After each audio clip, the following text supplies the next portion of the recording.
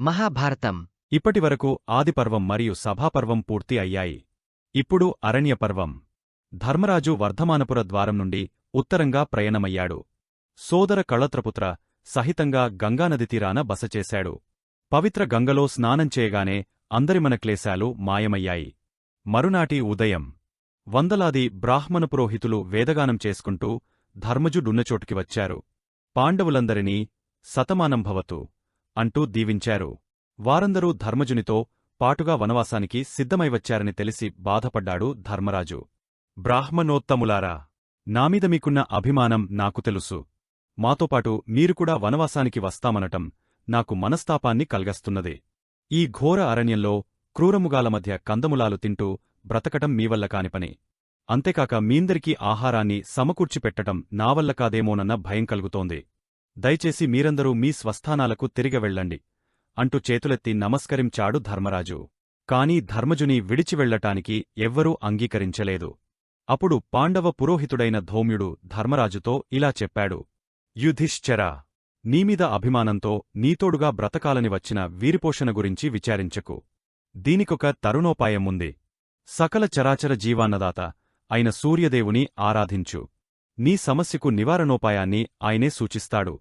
సూర్యుని అనుగ్రహం సంపాదించటానికి నీకొక దివ్యమంత్రం ఉపదేశిస్తాను. ఈ దివ్యమంత్రాన్ని పూర్వం ఇంద్రునివల్ల నారదుడు, నారదునివల్ల వసురాజు, వసురాజునివల్ల నేను పొందటం జరిగింది అన్నాడు ధౌమ్యుడు. ధన్యోస్మి అన్నాడు ధర్మజుడు. వెంటనే గంగానదిలో స్నానం చేశారు. ఆబ్రహ్మముహూర్త సమయంలో ధర్మజునికి సూర్యనారాయణ దివ్యమంత్రాన్ని ఉపదేశించాడు ధౌమ్యుడు. ధర్మజుడు సూర్యోపాసన ప్రారంభించాడు. అక్షయపాత్ర, సూర్యదేవా, కమలబాంధవా, స్వయంప్రకాశక, సకల జీవాన్న దాత, చైతన్య ప్రదాత, తిమిర సంహారక, పాపవిదారక, విజ్ఞానదాయక, అభీష్టప్రదాయక, సూర్యనారాయణ, పాహిమాంపాహి. మహామంత్ర ప్రభావం వల్ల కొద్దిరోజులకే సూర్యభగవానుడు సంతసించి ప్రత్యక్షమయ్యాడు. ధర్మరాజుకి ఒక బంగారు పాత్రను ఇస్తూ, యుధిష్ఠిరా, ఇది మహిమోపేతమైన హేమపాత్ర. షడసోపేతమైన పక్వాన్నాన్ని ఎంత కావలసినా ప్రసాదిస్తుంది. అందరూ భోజనం చేసిన తరువాత పాత్రను శుచిగా శుభ్రపరచాలి. ఒకసారి పాత్రను పరిశుభ్రం చేసిన తరువాత ఇక ఆ రోజుకి మరలా ఆహారాన్ని ప్రసాదించదు. నీ 12 వనవాసానంతరం ఈ అక్షయపాత్ర మరలా నన్ను చేరుకుంటుంది అని చెప్పి ధర్మజునికి అక్షయపాత్రను ఇచ్చి అంతర్ధానమయ్యాడు. మహదానందభరితులయ్యారు పాండవులు. సమస్త పాండవ పరివారానికి ప్రతినిత్యం రుచికరమైన దేవతాన్నం లభిస్తుండేది. ఈ విధంగా పాండవులకు ఆహార సమస్య తీరిపోయింది. పాండవులు కామ్యకవనానికి బయలుదేరి వెళ్లారు. కామ్యకవనంలో బకాసురుని తమ్ముడు కిమ్మిరుడు అనే రాక్షసుడు పాండవులపై విరుచుకుపడ్డాడు. భీమసేనుడు అవలీలగా వాడ్ని చంపివేశాడు. ఇదిలా ఉండగా హస్తినాపురంలో ధృతరాష్ట్రునికి మనస్సు సరిలేకుంది. మాయా జూదానంతరం ద్రౌపది వస్త్రాపహరణం జరగటం పాండవులు శపథాలు చేయటంతలుచుకుని ధృతరాష్ట్రునికి నిద్రరావటంలేదు. వెంటనే మహామంత్రి విదురుణ్ణి పిలిపించుకుని తన బాధనంతా చెప్పుకొన్నాడు. మహారాజా, మొదటినుండి నేను మీకు చెబుతూనే ఉన్నాను. దుర్యోధనుడు దుష్టల్గ్నంలో పుట్టాడు. దుర్యోధనునివల్ల కౌరవనాశనం తప్పదు. నామాట వినండి. పాండవుల రాజ్యాన్ని పాండవులకు ఇచ్చివేయండి. కురువంశనాశనాన్ని అడ్డుకోండి అంటూ హితవు చెప్పాడు. విసభాపర్వం విదురుడు పాండవులను వెనకేసుకురావటం ధృతరాష్ట్రునికి చాలా కోపం తెప్పించింది. అసలే అశాంతితో ఉన్న మహారాజు మరింత మండిపడ్డాడు. విదురా, మొదటినుండి నీవు పాండవ్ పక్షపాతివి. నీకు నా బిడ్డలంటే పడదు. దుర్యోధనునిమీద నీకెంతటి కోపముందో నాకు తెలుసు. పాండవులంటే అంతటి అభిమానముంటే వారి దగ్గరకే వెళ్ళు అంటూ కస్సుబుస్సుమని కసురుకొన్నాడు. సరే మహారాజా, నేనిక్కడ ఉండటం మీకు సమ్మతం కాకపోతే మీరన్నట్లు ఆ పాండవుల దగ్గరకే వెళతాను. కాని మహారాజా, నేను పాండవ్ పక్షపాతిని కాదు. నేను ధర్మపక్షపాతిని, కురువంశ శ్రేయోభిలాషిని. హస్తినాపుర సామ్రాజ్య మహామంత్రిగా ఇప్పటివరకు నా ధర్మాన్ని నేను సక్రమంగా నిర్వర్తించాను. ఈరోజే నేను పాండవులున్న చోటుకి వెళ్ళిపోతున్నాను. అనుమతించండి. పాండవ వనవాసం. మధ్యందిన భాస్కరుడు మండిపడుతున్నాడు. అందరూ స్నానాదులు ముగించి భోజనానికి సిద్ధమవుతున్న సమయంలో విదురుడు కామ్యకవనానికి వచ్చాడు. ఎండకు ఆయాసపడుతూ జారుతున్న చెమటల్ని ఉత్తరీయంతో తుడుచుకుంటూ తమ గుడారంవైపుగా వస్తున్న విదురుని చూచి విస్మయపడ్డారు పాండవులు. ఎదురు వెళ్లి విదురుని కాళ్లకు నమస్కరించారందరూ. ఏ విధమైన రాజభూషణాలు లేకుండా అరణ్యవాసం అనుభవిస్తున్న పాండవుల్ని అక్కున చేర్చుకున్నాడు విదురుడు. భోజనానంతరం విదురుని రాకకు కారణం అడిగాడు ధర్మరాజు. యుధిష్ఠిరా, వయోవృద్ధులమైన మా కండ్లముందే నీకు అన్యాయం జరిగింది. మేమందరం చూస్తూ ఊరుకున్నామేగాని దుర్యోధనుణ్ణి మందలించి నీకు న్యాయం చేయలేకపోయాం. ఇది విధికృతమని నేను సరిపెట్టుకోలేకపోతున్నాను. నా పాపానికి ప్రాయశ్చిత్తంగా నీతోపాటు నేనుకూడా అరణ్యవాసం చేయటానికి వచ్చాను. తమమీద విదురునికి ఎంత మమకారం ఉందో పాండవులైదుగురికీ తెలుసు. ఏ చిన్న లోపం పాండవులకు జరిగినా మహారాజును ఏమిటిది అని ప్రశ్నించే మొదటి వ్యక్తి విదురుడొక్కడే. తమతో ఉండటానికే విదురుడు వచ్చాడని తెలియగానే పాండవుల కళ్లలో నీరు నిలిచాయి. తండ్రి, మామీద మీకున్న మమకారం ఎంతటిదో మాకు తెలియదా? వయోవృద్ధులైన మీరు మాతోపాటుగా అరణ్యవాసం చేస్తాననటం మాకు సమ్మతమా? ఎంతమాత్రం మేము అంగీకరించం. అంధులైన పెదనాన్నగారికి మీ సహాయం ఎంతో అవసరం. అజ్ఞానంతో వివేకమ్మరచి ఆవేశపడి జూదం ఆడి తప్పుచేసింది నేను. శిక్ష అనుభవించాల్సింది కూడా నేనొక్కడనే. నేను చేసిన తప్పుకి నాతమ్ములై పుట్టిన కారణంగా భీమార్జున నకుల సహదేవులు కూడా ద్రౌపది సహితంగా నాతోపాటు అరణ్యవాసం చేస్తున్నారు. దీనికే నేను బాధపడుతున్నాను. మీరుకూడా నాతో అరణ్యవాసం చేస్తుంటే చూచి భరించలేను తండ్రి అంటూ విదురుని వడిలో తలవాల్చి వెక్కివెక్కి ఏడ్చాడు ధర్మరాజు. ధర్మజుని దుంహకంచుచి తట్టుకోలేక విదురుడు కూడా కళ్ళు వత్తుకొన్నాడు. అక్కడున్న పరివారమంతా బాధానదిలో పడిపోయారు. ఎవరికి వారే తలవంచుకొని కళ్ళు తుడుచుకొన్నారు. కొద్దిసేపు మౌనంగా ఉండిపోయారందరూ. అదే సమయానికి హస్తినాపురం నుండి సంజయుడు పాండవుల వద్దకు వచ్చాడు. సంజయుడు వస్తూనే విదురునికి నమస్కరించి పాండవుల క్షేమ సమాచారాలను తెలుసుకొన్నాడు. సంజయునిరాకకు కారణం అడిగాడు విదురుడు. విదురమహాశయ, మీరు ధృతరాష్ట్రులవారిమీద కోపగించుకుని వచ్చారట. మీరు వచ్చిన నిమిషం నుండి మహారాజులవారు నిద్రాహారాలు మాని మీకోసం బెంగపడుతున్నారు. వెంటనే మిమ్ములను వెంటతీసుకుని రావలసినదిగా నన్ను పంపించారు అంటూ వచ్చిన కారణం చెప్పాడు సంజయుడు. సంజయ, నేను రాలేనని మహారాజులకు చెప్పు. అంతఃపురం కన్నా నాకిక్కడే బాగుంది. విచక్షణాజ్ఞానంలేని రాజులకు కొలువు చేయటం నావల్ల కాదు. మరుమాట్లాడటానికి సాహసించలేకపోయాడు సంజయుడు. తండ్రి, మహారాజుల ఆజ్ఞను ధిక్కరించటం మీవంటి ధర్మవిధులకు తగని కార్యం కదా. మనమే రాజాజ్ఞను ధిక్కరిస్తే ప్రజలకు పలుచదనం కాదా? మామీద ప్రేమతో మీరు వనవాసం చేయటం మాకెవరికీ సంతోషం కాదు. అంతేకాకుండా మా అమ్మ కుంతీదేవిని మీరున్నారన్న ధైర్యంతోనే హస్తినలో వదలివచ్చాం. మీరు లేకపోతే మా అమ్మకు ధైర్యం చెప్పి ఊరడించేవారు. ఎవరున్నారక్కడ? వెళ్ళండి తండ్రి. హస్తినానగరానికి మరలిపోండి దీనంగా బ్రతిమలాడాడు ధర్మరాజు. ఇష్టంలేకపోయినా సంజయుని వెంట బయలుదేరి వెళ్లాడు విదురుడు. పాండవులు కామికవనంలో ఉన్నారన్న వార్త తెలిసిన పాంచాల యాదవ భోజదేశాల నుండి కృష్ణుడు, ద్రుపదుడు, దృష్టద్యుమ్నుడు మొదలైన వారంతా పాండవుల్ని వెదుక్కుంటూ వచ్చారు. కృష్ణుని వెంట సుభద్రాభి మన్యులు కూడా వచ్చారు. అల్లుల్లదు స్థితికి కన్నీరు కార్చాడు ద్రుపదుడు. సహోదరీ పరాభావాన్ని విని వెక్కివెక్కి ఏడ్చాడు దృష్టద్యుమ్నుడు. పాండవుల దురదృష్టాన్ని తలచుకుంటూ సుభద్ర ఎంతగానో బాధపడింది. అందరినీ ఓదార్చాడు కృష్ణుడు. పొంగుపరలుతున్న కన్నీటిని కనురెప్పలతో అదుముకొంటూ కృష్ణునికి పాదాభివందనం చేస్తూ ఆగని దున్హకంతో బావురుమన్నది ద్రౌపది. కృష్ణుని మనస్సు ఆర్ద్రమయ్యింది.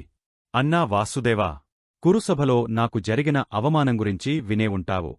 కులకాంతనన్న గౌరవం లేకుండా నిండుసభలో నా మానభంగానికి ప్రయత్నించాడు దుర్యోధనుడు. అశ్వమేధయాగంలో అవబృధస్నానంతో తడిసిపవిత్రమైన నా కురులను పట్టుకుని బరబరా ఈడ్చుకుంటూ రాజదర్బారుకి లాక్కెళ్లాడు దుశ్శాసనుడు. కృష్ణా, ఏ యుగంలోనైనా కులకాంతకు ఇంతటి అపచారం అగౌరవం జరగటం విన్నావా? అందరి స్త్రీలలాగా నాకున్నది ఒక భర్త కాదు, 5 భర్తలకు భార్యను నేను. దేవేంద్రసములకైనా వణుకు పుట్టించగల వీరులకు భార్యనై ఉండికూడా ప్రబుద్ధుల ప్రల్లదాలకు బలికావలసి వచ్చింది. పొరలుతున్న దుంహకాన్ని కొంగులో దాచుకుంటూ, అన్నయ్యా, పవిత్రాగ్నిలో పుట్టాను. పేరెన్నికగన్న కురువంశానికి కోడలినయ్యాను. అప్రతిమ వీరులైన పాండవులకు ఇల్లాలినయ్యాను. ఎన్ని ఉండి మాత్రం ఏంలాభం అన్నయ్యా? ఋతుమతిగా ఉన్న నన్ను రాజలోకముందు వివస్త్రను చేయటానికి దుర్యోధనుడు ప్రయత్నించిన నిమిషంలో ఎవ్వరూ రక్షించలేకపోయారు.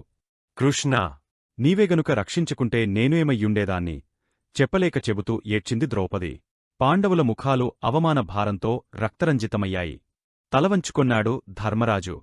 చేతులు నలుపుకొన్నాడు అర్జునుడు. బుసలు కొడుతూ ధర్మజునివంక చూచాడు భీముడు. దూరంగా నిల్చుని సోదరి పరాభవాన్ని వింటూ కన్నీళ్లను వత్తుకొంటున్న దృష్టద్యుమ్నుడు గబాలున వచ్చి ద్రౌపదిని కోగలించుకుని ఏడ్చాడు. కన్నకూతురి కన్నీటి కథను వింటూ ద్రుపదుడు అచేతనంగా తలపట్టుకుని కూర్చుండిపోయాడు. అందరూ ప్రజ్వలించటానికి సిద్ధంగా ఉన్న అగ్నిపర్వతాలుగా ఉన్నారు. అందరివంకా చూచాడు కృష్ణుడు. శాంతించు సోదరీ! నీవెంతటి బాధను గుండెలో దాచుకున్నావో నాకు తెలుసు. పాండవులు ధర్మపరులు కావటం వల్లనే నీకానాడు కురుసభలో అవమానం జరిగింది. నీ భర్తలు కళ్ళెర్రజేస్తే కౌరవులు మాడిబూడిదైపోతారు. నిన్ను పరాభవించి కౌరవులు వాళ్ల మరణానికి వారే ముహూర్తాలు పెట్టుకొన్నారు. ధృతరాష్ట్ర పుత్రసతం రణరంగంలో రాలిపోయే రోజు రానున్నది. సూర్యచంద్రులు గతులు తప్పినా నామాట తప్పదు. నాకు సుభద్ర ఒకటి నీవొకటి కాదు. నీ భర్తలు కౌరవులను మన్నించినా నేను మన్నించను అంటూ ద్రౌపదిని ఊరడించాడు కృష్ణుడు. ఆ రోజు అలా గడచిపోయింది. మరునాడు కృష్ణుడు పాండవులనందరినీ సమావేశపరచి, ఇక మీరు కామ్యకవనం వదలి ద్వైతవనానికి వెళ్ళండి. అక్కడ ఫలపుష్పాలతో కందమూలాలతో ప్రకృతి శోభతో ద్వైతవనం శోభాయమానంగా ఉంది. అవసరమైనప్పుడల్లా నేను వచ్చి వెళుతుంటాను అన్నాడు కృష్ణుడు. అర్జునుడు అభిమన్యుడి చేతిని కృష్ణుని చేతిలో ఉంచుతూ, బావా, అభిమన్యుని భారం నీదే సుమా. ఎలా పెంచి పెద్దవాడ్ని చేస్తావో మరి. తల్లి తండ్రి గురువు దైవం అన్ని వాడికినివే. చూస్తుండు బావా, నీ కొడుకుని నిన్నుమించిన వీరుడిగా చేసి నీకప్పగస్తాను అన్నాడు కృష్ణుడు. కృష్ణునికి చేతులు జోడించాడు అర్జునుడు. సుభద్రాదేవి ధర్మజ భీమాదులకు ద్రౌపదికి మ్రొక్కింది. నకుల సహదేవాదుల వద్ద సెలవు తీసుకుని అర్జునుని అనుమతితో రథమెక్కి కూర్చుంది. రథం బయలుదేరింది. ఆత్మమిత్రుడు, కన్నకొడుకు, కట్టుకున్న పడతి కనుమరుగైపోయే వరకు అలాగే చూస్తుండిపోయాడు అర్జునుడు. ద్రుపద దృష్టద్యుమ్నులు కూడా పాండవుల వద్ద సెలవు తీసుకుని పాంచాలానికి వెళ్ళిపోయారు. పాండవులు ద్వైతవనానికి వెళ్లారు. దైవతవనంలో పాండవులు సుఖంగా ఉన్నారు. అక్షయపాత్ర కరుణతో ఆహార సమస్య తీరిపోయింది. ద్రౌపది మాత్రం తనకు జరిగిన పరాభవాన్ని పదేపదే పాండవులకు గుర్తుచేస్తూ ఉండేది. సమయం కుదిరినప్పుడల్లా ధర్మజుని దెప్పిపడిచేది. కౌరవులకు పాండవులకు ఏదో ఒకనాడు యుద్ధం జరిగి తీరుతందని భయపడేవాడు ధర్మరాజు. ఒకవేళ యుద్ధమే అనివార్యమైతే కౌరవులను ఎదుర్కొనటం తమవల్ల కానిపని అనే అనుమానం ధర్మరాజుని బాధిస్తుండేది. ఎందుకంటే కౌరవుల పక్షాన వీరాధివీరులున్నారు. అశేష సేనావాహిని ఉంది. భీష్మద్రోణులు కురుపక్షాన నిలబడతారు. వాళ్లను జయించటం దేవేంద్రాదు లకే అసాధ్యం. సహజకవచాలున్న కర్ణుని చంపటం కూడా తేలికైన పనికాదు. యుద్ధంచేసి విజయం పొందటమంటే సామాన్య విషయం కాదు. కురుబలం తలచుకుంటూ మదనపడుతున్న ధర్మజుని వద్దకు వ్యాసమునీంద్రుడు వచ్చి ధర్మజుని మనస్సుని గ్రహించాడు. ధర్మజ, కౌరవులు బలోపేతులన్న భయం నిన్ను పట్టుకుని పీడిస్తున్నది. ఈ వనవాసకాలాన్ని సద్వినియోగపరచుకుని జితేంద్రియులై తపస్సు చేసి దివ్యాయుధాలు సంపాదించుకోండి అని చెప్పి ప్రతిస్మృతి అనే విధిను ప్రసాదించి వెళ్ళిపోయాడు. కొన్ని రోజుల తరువాత ఒకనాడు ధర్మరాజు అర్జునుని ఏకాంతంగా కలుసుకుని, పార్థ, మనకన్నా కౌరవులు బలసంపన్నులు. మనకు వారికి యుద్ధం జరిగితే వాళ్లను ఎదిరించగలిగే శక్తి మనకులేదు. కాబట్టి నీవు హమవత్పర్వత ప్రాంతాలకెళ్లి నిశ్చలబుద్ధితో పరమేశ్వరుణ్ణి తపస్సుతో మెప్పించి దివ్యశక్తులు సంపాదించాలి. ఇది వ్యాసమునీంద్రులవారి ఆదేశం. అందులకు అర్జునుడు, అన్నయ్యా, నీ ఆజ్ఞ ప్రకారమే వెళతాను. సుముహూర్తంచుచి ప్రయాణం నిశ్చయించండి అన్నాడు. ధౌమ్య పురోహితునితో సంప్రదించి సుముహూర్తం నిశ్చయించాడు ధర్మరాజు. అగ్నిదేవుడు ప్రసాదించిన గాండీవ ధనస్సును తీసుకుని ప్రయాణానికి సిద్ధమైన అర్జునుని చూచి కన్నీళ్లపర్యంతమయ్యాడు ధర్మరాజు. అర్జునా, జాగ్రత్తస్మా. హేమవంత పర్వతాన నీవు చుచ్చేరుగని ఎన్నో విషజంతువులుంటాయి. కామ, క్రోధ, లోభ, మోహ, మద, మాత్సర్యాలను మరచి ఏకాగ్రచిత్తంతో ఈశ్వరుణ్ణి ఆరాధించు. ఆ శంకరుడు భక్తవ శంకరుడు. సులభప్రసన్నుడై నీకామితాలను కరుణిస్తాడు. అర్జునా, నీ రాకకోసం వేయికళ్లతో మేమంతా ఎదురు చూస్తుంటాం అని చెప్పి తమ్ముణ్ణి గాఢ్యంగా వత్తుకుని కోగలించుకొన్నాడు. స్వామీ, క్షేమంగా వెళ్లి విజయంతో తిరిగరండి అంటూ ద్రౌపది నుదుట కుంకుమదిద్ది, స్వామీ, మనందరి భవిష్యత్తు మీ విజయం మీదనే ఆధారపడి ఉంది అన్నది. ద్రౌపది, నేను వెళుతున్నది తీర్థయాత్రకు కాదు కదా అంటూ విలాసంగా నవ్వాడు అర్జునుడు.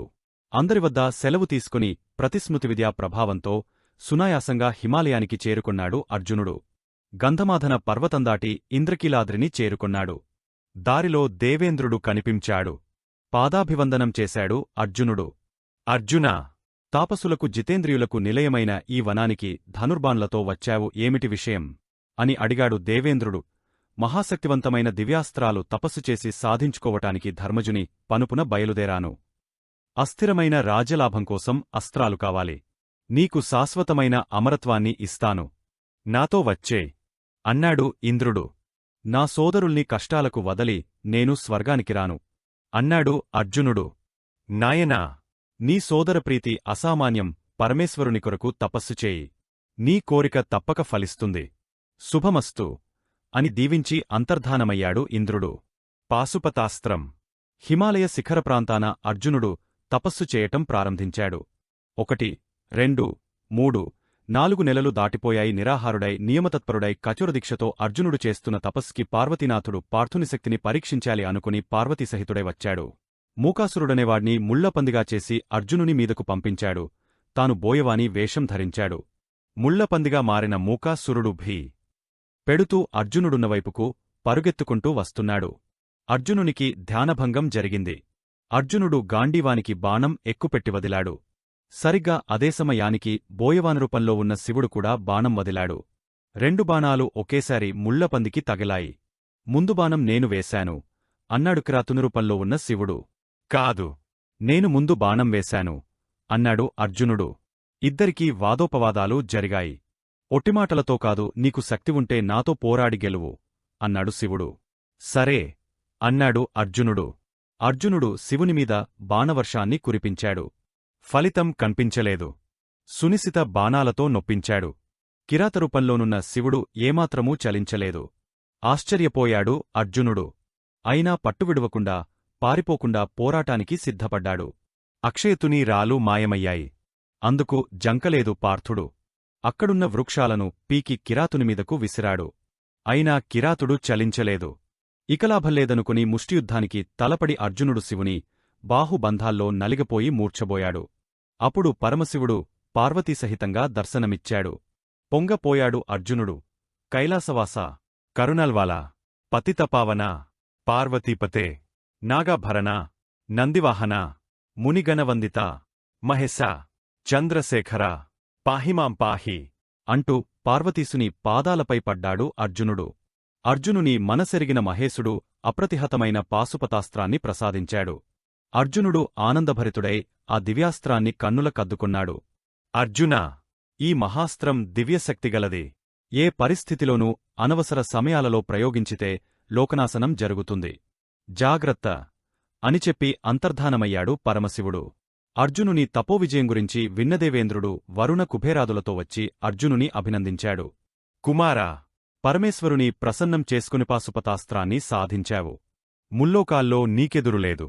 నాతోపాటుగా అమరావతికొచ్చిన ఆతిథ్యాన్ని పొందిన తరువాత నాకు తెలిసిన అస్త్రవిద్యలను నీకు నేర్పుతాను అంటూ అర్జునుని తనతోపాటు తీసుకెళ్లాడు. అర్జునునికి ఘన సత్కారం ఏర్పాటు చేశాడు ఇంద్రుడు. అర్ధసింహాసనం ఇచ్చి గౌరవించాడు దేవేంద్రుడు. దేవేంద్రుని అతిథిగా ఉంటూ చిత్రసేనుని వద్ద సంగీతం, నాట్యశాస్త్రం నేర్చుకుంటూ స్వర్గాధిపతి వద్ద ఎన్నో యుద్ధవిద్యలు, అస్త్రప్రయోగ ఉపసంహారాలు అభ్యసిస్తున్నాడు అర్జునుడు. ఊర్వశీ శాపం. అర్జునుడు మంచివిలుకాడే కాదు, అంతకుమించి అందగాడు కూడా. ఒకరోజున అర్జునుడు ఏకాంతంగా ఉన్న సమయంలో ఊర్వశి సమీపించి వగలు వయ్యారాలు ప్రదర్శించి శృంగార చేష్టలు చేసింది. కసురుకొన్నాడు అర్జునుడు. నరవరా, చల్లకు వచ్చి ముంతదాయటం ఎందుకు? నీ శౌర్య పరాక్రమాలు విన్నాను. నీ అందచందాల్ని కనులారా కన్నాను. నీవు అమరావతికి వచ్చిననాటినుండి నా మనస్సు నీ అధీనమైపోయింది.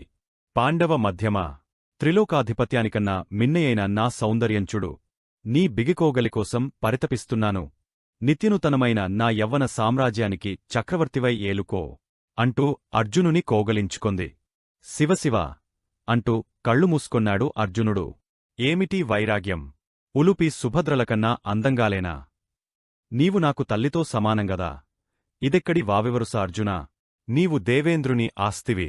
దేవేంద్రుడు నాకు తండ్రి. నేను దేవవేశ్యను. ఎవరి ఆస్తిని కాను. కామంతో కళ్ళు మూసుకుపోయాయి నీకు. వలచివచ్చానని చులకనగా మాట్లాడకు. ప్రేమించివచ్చిన ఆడదాన్ని కాదనేవాడు పురుషుడు కాదు. మగతనముండి నన్ను నిరాకరించినందులకు నీకు పురుషత్వం నశించి నపుంసకుడివైపోతావు అంటూ అర్జునుని శపించి కోపంతో రుసరుసల్లాడుతూ వెళ్ళిపోయింది ఊర్వశి. కృంగపోయాడు అర్జునుడు. విషయం తెలిసిన దేవేంద్రుడు అర్జునుని సమీపించి అనునయిస్తూ, అర్జునా, బాధపడకు. ఇది నీమంచికే జరిగింది. వనవాసానంతరం అజ్ఞాతకాలంలో ఈ శాపమే నీకు వరంగా పనిచేస్తుంది. ఊర్వశి శాపఫలం 1 సంవత్సరం మాత్రమే నీవనుభవిస్తావు అంటూ ఊరడించాడు. ఇదిలా ఉండగా ఒకనాడు లోమసముని ధర్మరాజు దగ్గరకు వచ్చి అర్జునుని విషయమంతా చెప్పాడు. ధర్మజా, దేవేంద్రుని కోరిక ప్రకారం అర్జునుని శుభసమాచారం తెలియచేయటానికే నేనిక్కడకు వచ్చాను. అమరలోకంలో అర్జునుడిప్పుడు దేవేంద్రుని అతిథిగా ఉన్నాడు. పరమశివుని మెప్పించి పాశుపతమనే దివ్యాస్త్రాన్ని పొందాడు. ప్రస్తుతం దేవేంద్రుని వద్ద అస్త్రవిద్య నేర్చుకుంటూ చిత్రరథునినద సంగీతనాట్యాలు అభ్యసిస్తున్నాడు అంటూ అర్జునుని క్షేమ సమాచారాలు ధర్మజునికి అందజేశాడు. లోమస మహర్షి అందరూ ఎంతో సంబరపడిపోయారు. ధర్మజా, అర్జునుడు స్వర్గం నుండి హేమవత్పర్వతానికొస్తాడు. అతడు వచ్చేలోపల మనమందరం తీర్థాలు సేవిస్తూ హేమవంతానికెళదాం. నేనుకూడా మీతోపాటుగా ఉంటాను అన్నాడు లోమసుడు. లోమసుని అభిప్రాయానికి అంగీకరించారందరూ. వెంటనే హేమవంతానికి బయలుదేరి వెళ్లారు. గంధమాదన పర్వతంమీదకి రాగానే హిమంతో నిండిన పెద్దగాలివాన వచ్చింది. ఎవరూ ముందుకు నడవలేకపోయారు. ఘటోత్కచుని సహాయంతో బిందుసరోవరం దగ్గరకు చేరుకున్నారు. ఆ సంవత్సరం ద్రౌపది భీమునితో ఉంటున్నది. తరులతాదులతో పుష్పఫలాదులతో బదరికావనం చూడముచ్చటగా ఉంది. భీమసేనుడు ద్రౌపదితో పొదరిండ్లలో విహరిస్తున్న సమయాన ఎక్కడనుండో హాయినిగొల్పే సువాసనలు గుప్పుమని గుబాళించాయి. ఈ సువాసన ఏ దేవపుష్పానిదో అని దిక్కులు చూస్తున్న సమయంలో ఆకాశం నుండి వాళ్ల ముందు పడింది. సౌగంధికా కమలం, వేరేకులతో మత్తునిచ్చే మధుర సువాసనలతో ఉన్న సౌగంధికా కమలం చూచి, ఇటువంటి పుష్పాలు నాకింకా కావాలి అంటూ ద్రౌపది భీమసేనుణ్ణి కోరింది. అదెంత పని, ఇప్పుడే తెస్తాను, నీవు కుటీరానికెళ్ళు అంటూ గదను భుజంపై పెట్టుకుని సౌగంధికా కమలాన్ని అన్వేషిస్తూ బయలుదేరాడు భీమసేనుడు. వాయువేగంతో సింహనాదం చేస్తూ కొండల్ని దాటుతూ ప్రయాణిస్తున్నాడు భీముడు. రామభక్తుడైన హనుమంతుడు ఆ సింహనాదం విన్నాడు. అది తన తమ్ముడైన భీమసేనుడి సింహనాదమని గుర్తించాడు. భీముడు హనుమంతుడు వాయుదేవుని పుత్రులేకదా. సోదరుని బలపరాక్రమాలు చూడాలని చిన్నకోతురు పంధరించి భీముడు వస్తున్నదారికి అడ్డంగా తోకను వేసి అక్కడున్న బండరాయిమీద కునుకుతీస్తూ కూర్చున్నాడు హనుమంతుడు. భీముడు దారికడ్డంగా కదులుతూ పడివున్న తోకను కునుకుతీస్తున్న కోతిని చూసి అపహాస్యంగా నవ్వాడు. చిన్నకోతికి పెద్దతోక అనుకుంటూ తోకను దాటి ముందుకెళ్లబోయాడు. తప్పునాయనా, ధర్మం తెలిసిన మానవులు తోకను దాటకూడదు అన్నాడు కోతిరూపంలో ఉన్న హనుమంతుడు. ఆహా, కోతికి మాటలు కూడా వచ్చునన్నమాట. ఏయే కోతి, తోకను తీసికో, ముందుకు వెళ్ళాలి నేను. ఆహా, కోతికి మాటలు కూడా వచ్చునన్నమాట. ఏయే కోతి, తోకను తీసికో, ముందుకు వెళ్ళాలి నేను. సరే, తప్పేదేముంది అంటూ భీముడు తోకను కదల్చబోయాడు. కదల్లేదు. శక్తినంతా కూడదీసుకుని ప్రయత్నించినాకూడా ఫలితంలేకపోయింది. ఖిన్నుడయ్యాడు. 10,000 బలం ఉన్న భీముడు ఆశ్చర్యంతో తలమునకలైపోతూ, ఎవరవు నీవు మహాత్మా? పరమేశ్వరునివా? పరంధాముడివా? ఎందుకు నన్ను పరీక్షస్తున్నావు స్వామీ? అంటూ దీనుడయ్యాడు. సోదరుడి దీనావస్థను గమనించిన అంజనీస్తుడు నిజరూపంతో నిలబడ్డాడు. హనుమంతుని దివ్యరూపాన్ని చూసిన భీముడు, శ్రీ ఆంజనేయం, ప్రసన్నాంజనేయం, ప్రభాదివ్యకాయం, ప్రకీర్తిప్రదాయం, భజే రుద్రరూపం, భజే ఉగ్రవాలం, భజే భజే అంటూ హనుమంతుని పాదాలపై పడ్డాడు భీమసేనుడు. శ్రీరాముని వరబలంతో చిరంజీవినైన ఆంజనేయుణ్ణి నేనే, నీ శక్తిని పరీక్షించాలి అనిపించి పరీక్షించాను. సోదరా భీమసేనా, నా దగ్గరకొచ్చి నన్ను కోగలించుకో. భీముడు ఆంజనేయుని గట్టిగా కోగలించుకున్నాడు. భీమసేనా, నాతను స్పర్శతో నీకున్న బలం రెండింతలుగా వృద్ధి అయింది. యక్షరాక్షసాదుల వల్ల నీకెన్నడూ ఆపద కలుగదు. రానున్న కురుపాండవ యుద్ధం నీ బాహుబలం మీదనే ఆధారపడి ఉంది. మహాత్మా, భూతభవిష్యద్వర్తమాన కాలాలను తెలిసినవాడవు. నవబ్రహ్మగా కీర్తిగడించినవాడవు. నీ ఆశీస్సులు అండదండలు సదామాకు ఉండేట్లు దీవించు. తథాస్తు. రానున్న భారతయుద్ధంలో అర్జునుని రథంపై కూర్చుని నీ బాహుబలాన్ని కన్నులారా చూస్తాను. నేనున్న చోట ఏ రాక్షసమాయలు పనిచేయవు. ధన్యోస్మి. అతులితమై అనుపమానమై అసాధ్యమైన నీ విశ్వస్వరూపాన్ని ఒకసారి కన్నులారా చూడాలని కోరికగా ఉన్నది అన్నాడు భీముడు. ఆంజనేయుడు తన విశ్వరూపాన్ని చూపించాడు. ఆకాశమంత ఉన్న హనుమద్రూపాన్ని చూడలేక భైకంపితుడయ్యాడు భీముడు. శాంతించాడు ఆంజనేయుడు. భీమసేనా, సౌగంధికా కమలాల కోసం వెళుతున్నావు. సౌగంధికా సరోవరాన్ని యక్షరాక్షసులు 1000 కన్నులతో కావలి కాస్తుంటారు. కుబేరుని అధీనంలో ఉందది. అనవసరమైన చోట సాహసించకు, అవసరమైన చోట ఉపేక్షించకు అంటూ ఆశీర్వదించి సౌగంధికా సరోవరానికి దారి చూపించాడు ఆంజనేయుడు. జై వీరాంజనేయ అంటూ ద్విగుణీకృత ఉతాసహంతో బయలుదేరాడు భీముడు. వేలమంది రాక్షసభటులు సౌగంధిక సరోవరాన్ని కావలి కాస్తుండటం చూచాడు భీమసేనుడు. వసివాడని వాసనవిడని అందమైన బంగారు కమలాలు వేలకువేలుగా ఉన్నాయి సరోవరంలో. కమలాలను చూస్తూనే పరవశించిపోయాడు భీముడు. ఇదిలా ఉండగా భీమునికోసం ధర్మరాజు ఎదురుచూస్తూ కూర్చున్నాడు. ఎక్కడికెళ్లాడో ఏమిటో అసలే ఆవేశంగలవాడు.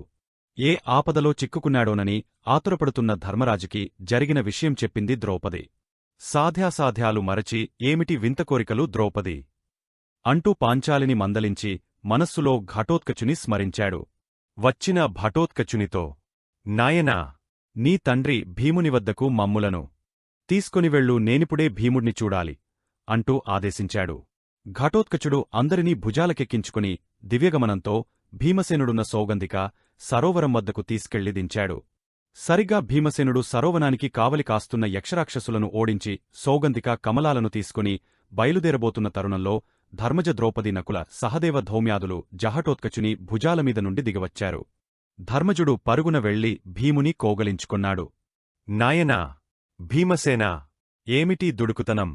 సాధ్యాసాధ్యాలు మరచి సాహసించటం కూడదు. నాకు తెలియకుండా ఎప్పుడు ఇటువంటి సాహసం చేయకు నాయనా అంటూ వాతులపూర్వకంగా మందలించాడు. అక్కడ నుండి 15 రోజులు నడిచి వృషపర్వుని ఆశ్రమానికి చేరుకొన్నారు. అక్కడ 7 రోజులున్నారు. మరొక 8 రోజులు నడిచి మాల్యవంత పర్వతాన్ని చేరుకున్నారు.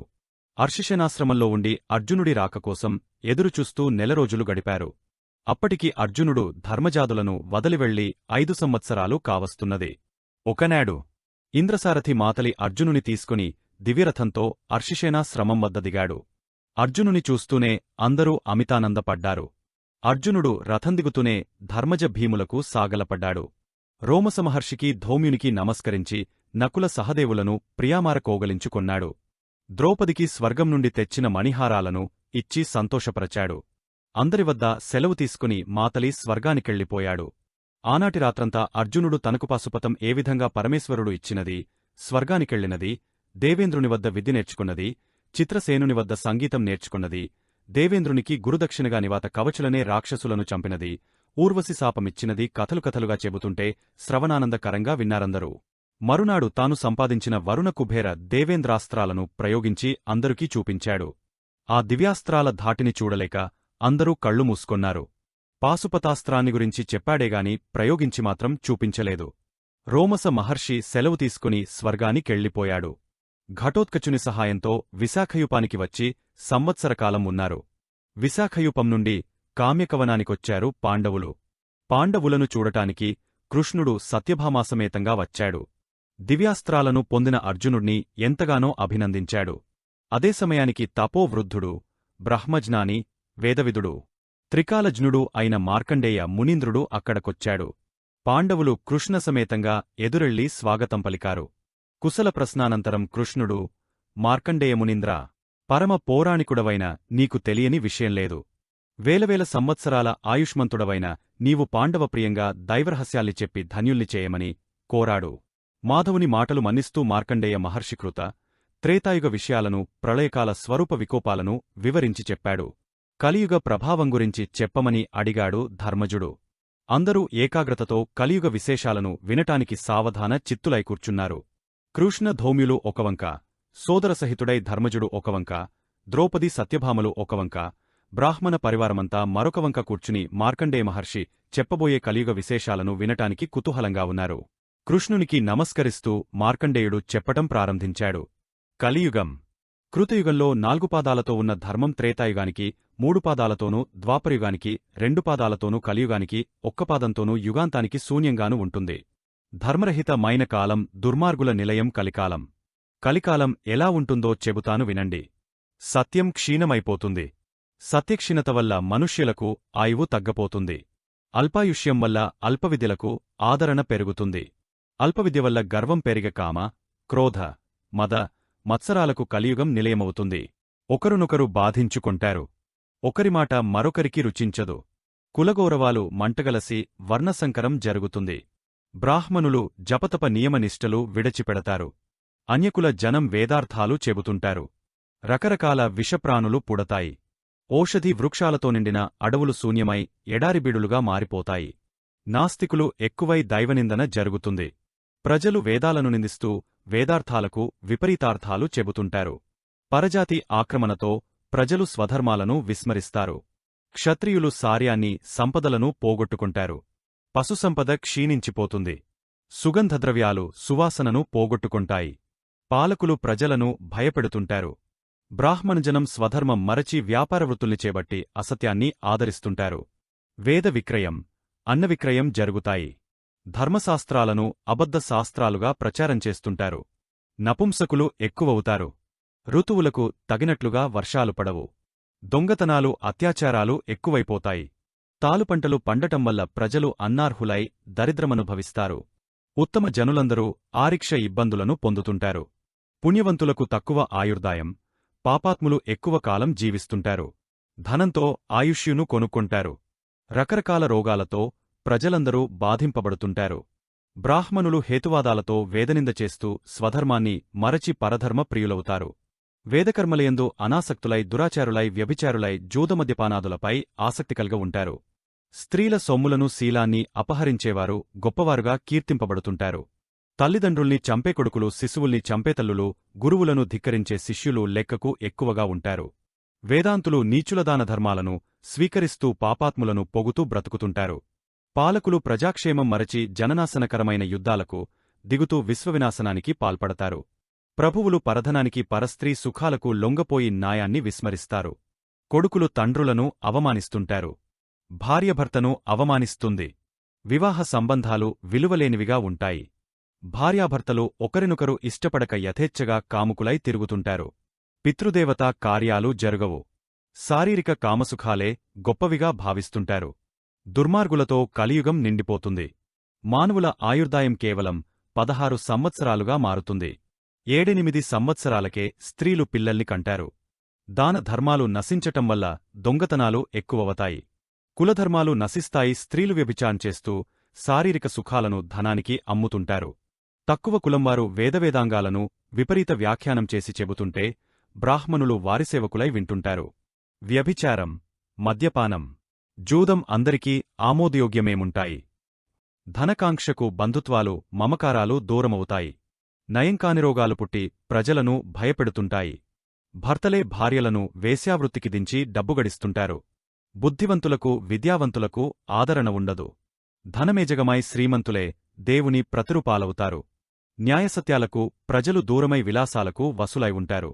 క్రొత్త దేవుళ్ళు పుడతారు. దేవుడు దెయ్యమై దెయ్యాలు దేవుళ్ళవుతాయి. ఇది కలియుగ మహత్యం. కలియుగాంతంలో సంబళ అనే గ్రామంలో విష్ణువు కల్కృపల్లో పుట్టి సమస్త విద్యాశాస్త్రాలలో పండితుడై నాస్తికులను మ్లేచ్చులను నాశనం చేసి ధర్మప్రతిష్ఠాపనం చేస్తాడు. అప్పుడు కులధర్మాలు గౌరవింపబడతాయి. మనుష్యులు ధర్మపరులవుతారు. వేదాలు శాస్త్రాలు పురాణాలు గౌరవింపబడతాయి. ధర్మం 4 పాదాలతో నడుస్తుంది. కృతయుగం 16 లక్షల సంవత్సరాలు, త్రేతాయుగం 12 లక్షల సంవత్సరాలు, ద్వాపరం 8 లక్షల సంవత్సరాలు, కలియుగం 4,35,000 సంవత్సరాలు. మరలా కృతయుగం ప్రారంభమవుతుంది. స్త్రీ ధర్మం. ద్రౌపది సత్యభామలు పర్ణకుటీరంలో సరససల్లాపల్లో మునిగపోయారు. మాటల మధ్యలో సత్యభామ ద్రౌపదితో ఇలా అంది. వదినా, ఎప్పటినుండో నిన్నోక రహస్యం అడగాలనుకుంటున్నాను. అడగమంటావా? దానికేం వదినా, నిస్సంకోచంగా అడుగు. ఏమీ అనుకోవు కదూ? ఎందుకనుకుంటాను? నిజమే చెబుతావా? ఏం నమ్మకంలేదా నీకు? లోకల్లో స్త్రీలందరకు ఒకే భర్త ఉండటం సర్వసామాన్యం. కాని వదినా, నీకు 5 భర్తలున్నారు కదా. ఒక్క భర్తకే ఉపచర్యలు చేయలేక ఆడవాళ్లు సతమతమవుతుంటారు. నీవు 5 భర్తలకు ఎలా సేవ చేస్తున్నావు? అంతేకాదు, నీ భర్తలు నిన్ను ఏనాడు కోపించటంగాని తూలనాడటంగాని నేను చూడలేదు. 5 భర్తలకు భార్యవై సంసారాన్ని ఇంత సమర్థవంతంగా ఎలా నడపగలుగుతున్నావు? వీరాధివీరులైన నీ భర్తల్ని చెప్పుచేతల్లో ఎలా పెట్టుకుంటున్నావు?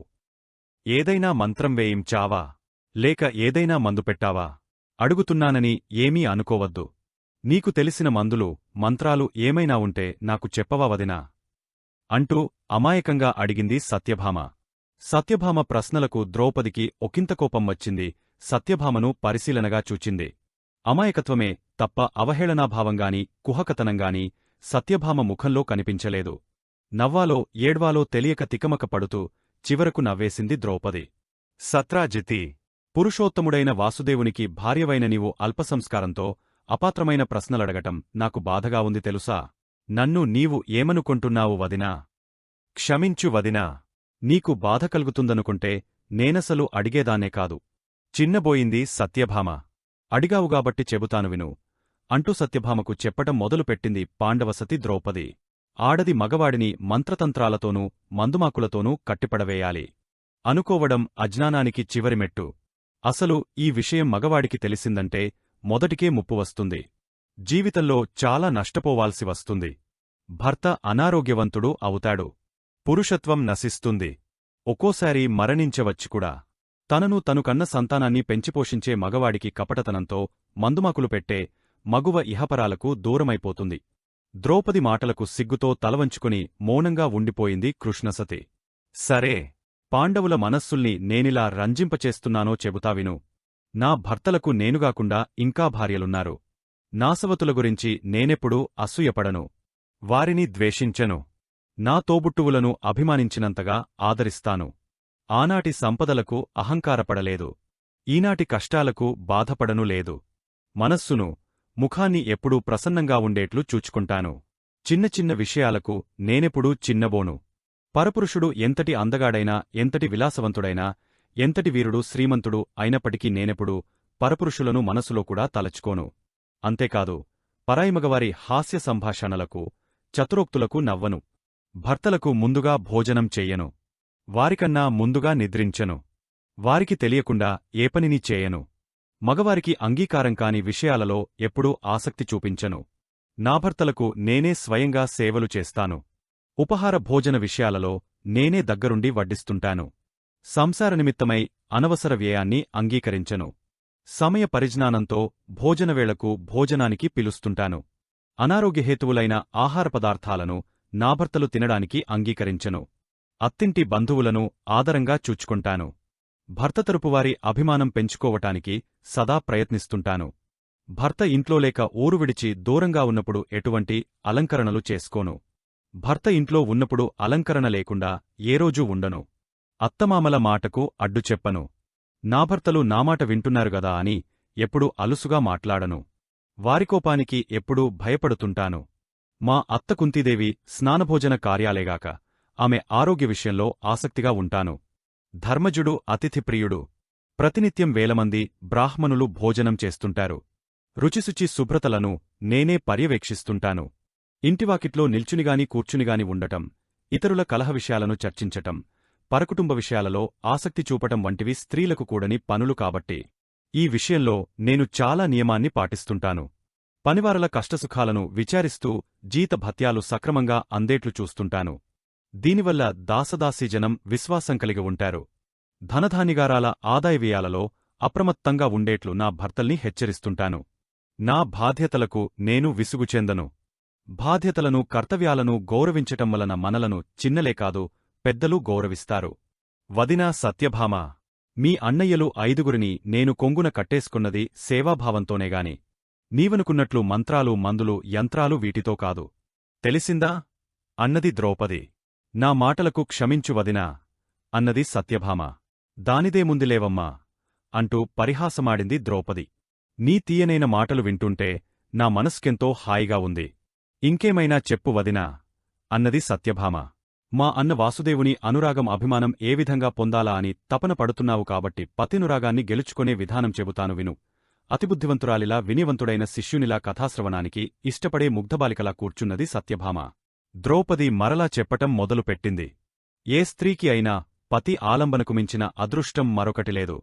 ప్రపంచంలోని ఏ ధర్మమైనా, ఏ శాస్త్రమైనా ఈ విషయమే చెబుతుంది. భర్త బయటనుండి ఇంటికి వచ్చిన వెంటనే ఎదురువెళ్లి అరయపాద్యాదుల్ని స్వయంగా నీవే అందించటం నేర్చుకో. భర్త వచ్చిరాగానే గృహ సమస్యల్ని, ఆర్థిక ఇబ్బందుల్ని ఏకరువు పెట్టకూడదు. అలా చేయటం వలన యజమానికి మనశ్శాంతి దూరమవుతుంది.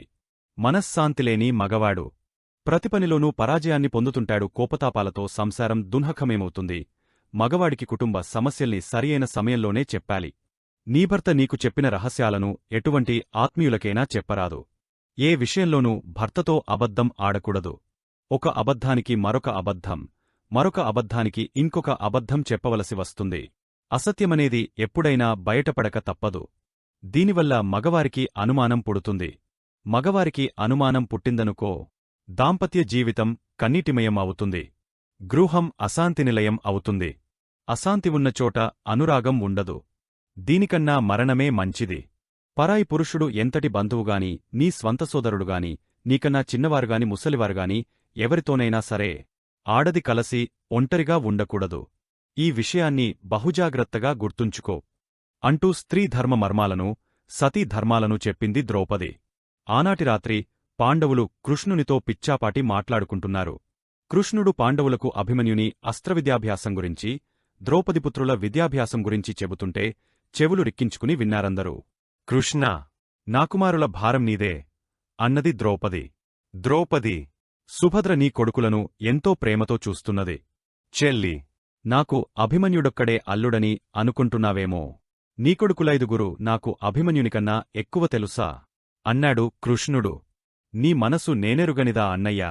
అయినా ఆడతనం అమ్మతనం నాచేత నీకు మరలా చెప్పిస్తున్నాయంతే అంటూ నవ్వింది ద్రౌపది. మరునాడు సత్యభామ సమేతంగా ద్వారకకు వెళ్ళిపోయాడు కృష్ణుడు. హస్తినాపురంలో ధృతరాష్ట్రుడు పాండవుల సమాచారాన్ని తెలుసుకుంటూనే ఉన్నాడు.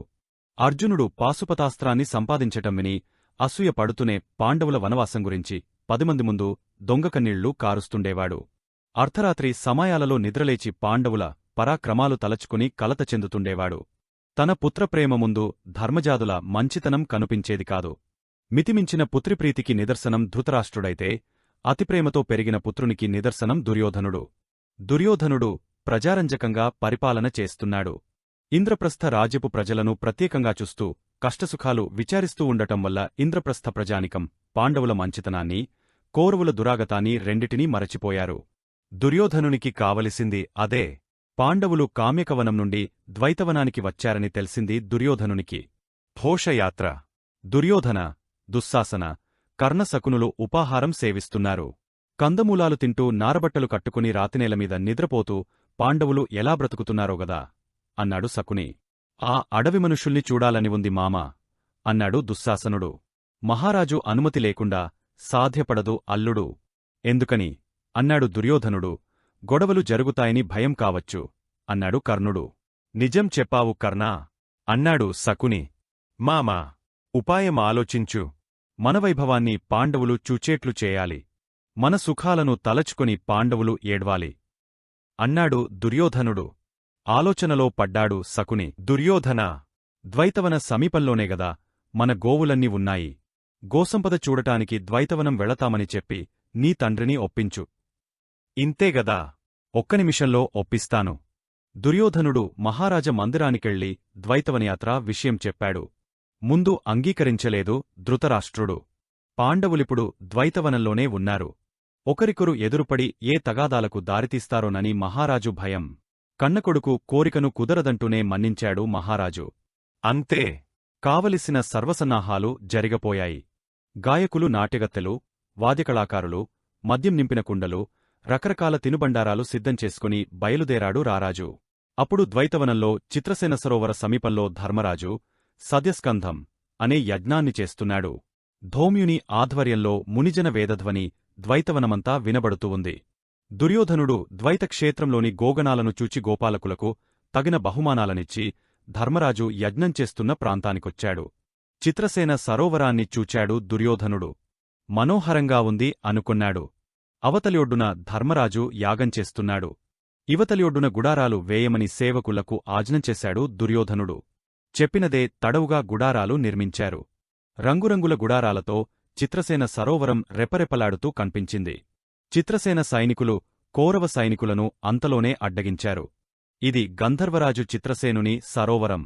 అనుమతి లేకుండా ఎవరూ ఇక్కడకు ప్రవేశించకూడదు అంటూ వేసినగుడారాలను పీకివేశారు గంధర్వ సైనికులు. దుర్యోధనునికి వార్త వెళ్ళింది. తమ్ముళ్లను, సైనికులను గంధర్వుల మీదకు పంపించాడు. గంధర్వసేనను చీల్చి చెండాడాడు కర్ణుడు. చిత్రసేన సైనికులు పరిగెత్తుకుంటూ వెళ్లి చిత్రసేనునికి విషయం విన్నవించారు. గంధర్వ సైనికులందరూ హతులయ్యారని తెలిసిన చిత్రసేనుడు మాయాయుద్ధంలో ఆరితేరిన వీరులను వెంటపెట్టుకుని వచ్చాడు. వాళ్ల మాయాయుద్ధానికి నిలవలేక పోయాడు కర్ణుడు. కర్ణునిపై దాడిచేసి రథసారథిని, రథాన్ని నాశనం చేశారు. దుర్యోధనుణ్ణి బంధించాడు చిత్రసేనుడు. దుర్యోధనుని మంత్రులు మరికొంతమంది సైనికులు కలిసి సద్యస్కంధ యజ్ఞం చేస్తున్న ధర్మరాజు వద్దకు పరిగెత్తుకుంటూ వచ్చి చేతులు జోడించుతూ మహారాజా రక్షించండి, రక్షించండి. దుర్యోధన మహారాజులవార్ని బంధించి చిత్రసేనుడనే గంధర్వుడు తీసుకువెళుతున్నాడు. రక్షించండి అంటూ దుంహకించారు. మనంచేయలేని పని గంధర్వులు చేశారు. దుర్మతి దురాచారుడు, దురభిమానియైన దుర్యోధనునికి మంచి శాస్త్రి జరిగింది అంటూ పగలబడి నవ్వాడు భీమసేనుడు. శరణుగోరివచ్చినవారిని వెళ్ళు వెళ్ళండంటూ గదిమాడు. యజ్ఞదీక్షలో ఉన్న ధర్మజుడు ఒక్క క్షణమాలోచించాడు. వీమా, ఏమిటీ దుడుకుతనం?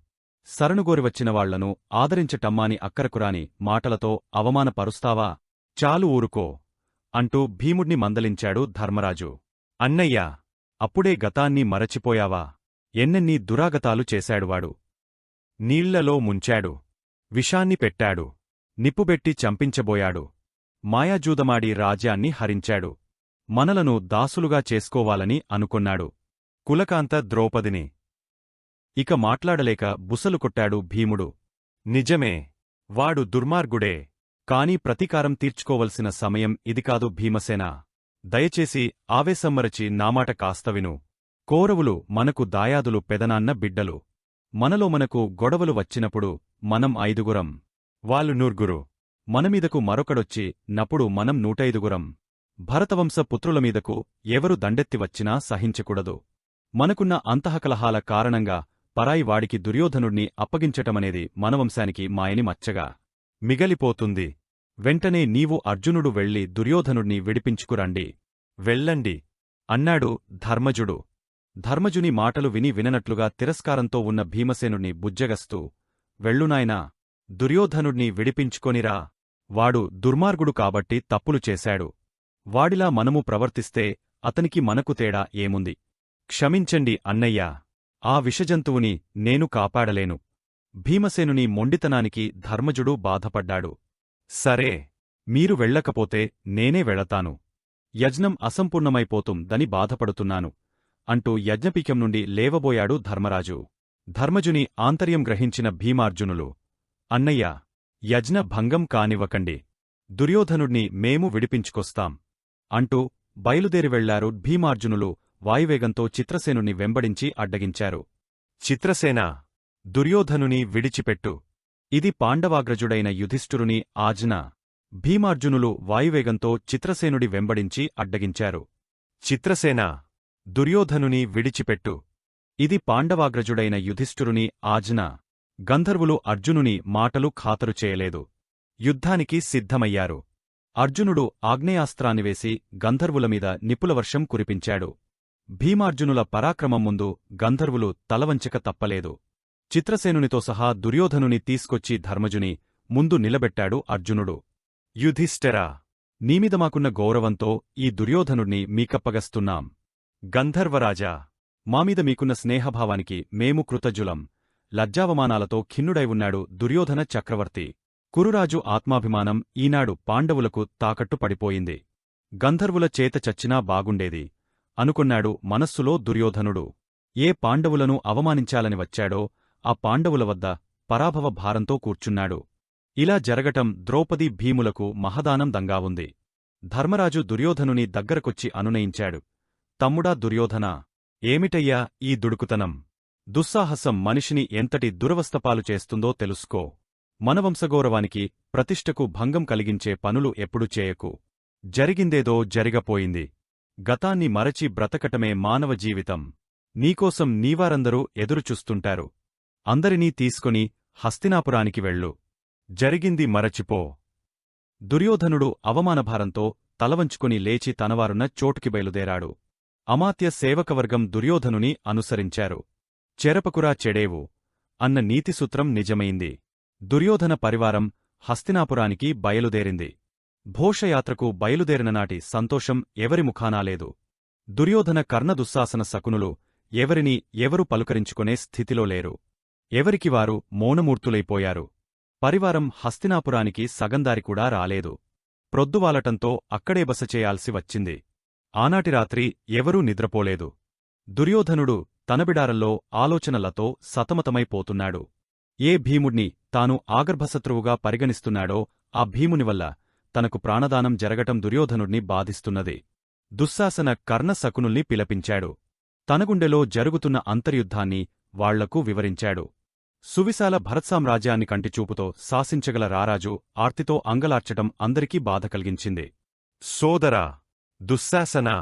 అభిమానధనుడన్న పేరుతో ఇంతకాలం బ్రతికాను.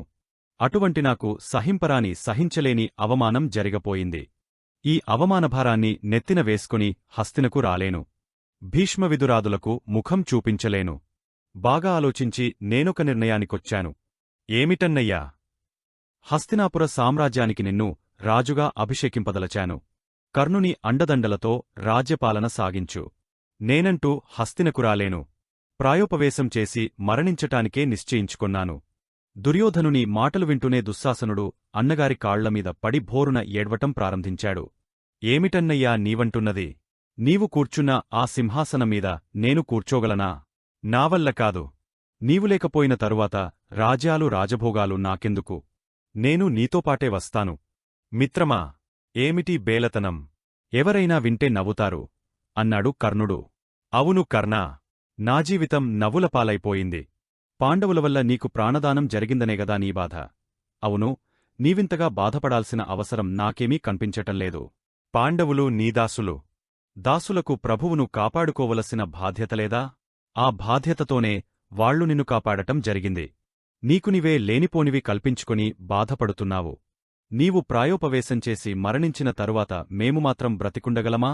చావైనా బ్రతుకేనా అన్నీ నీతోనే అన్నాడు కర్ణుడు బాధగా. నా మనోవ్యధను మీరెవరూ అర్థం చేసుకోవటంలేదు. మిత్రమా! బేలతనమ్మానుకో. నీవు మరణించినంత మాత్రాన ఇక్కడ జరిగిన విషయం లోకానికి తెలియకుండా పోతుందా? లోకులు కాకులు. కాకిగోలతో గోరంతను కొండంత చేస్తారు.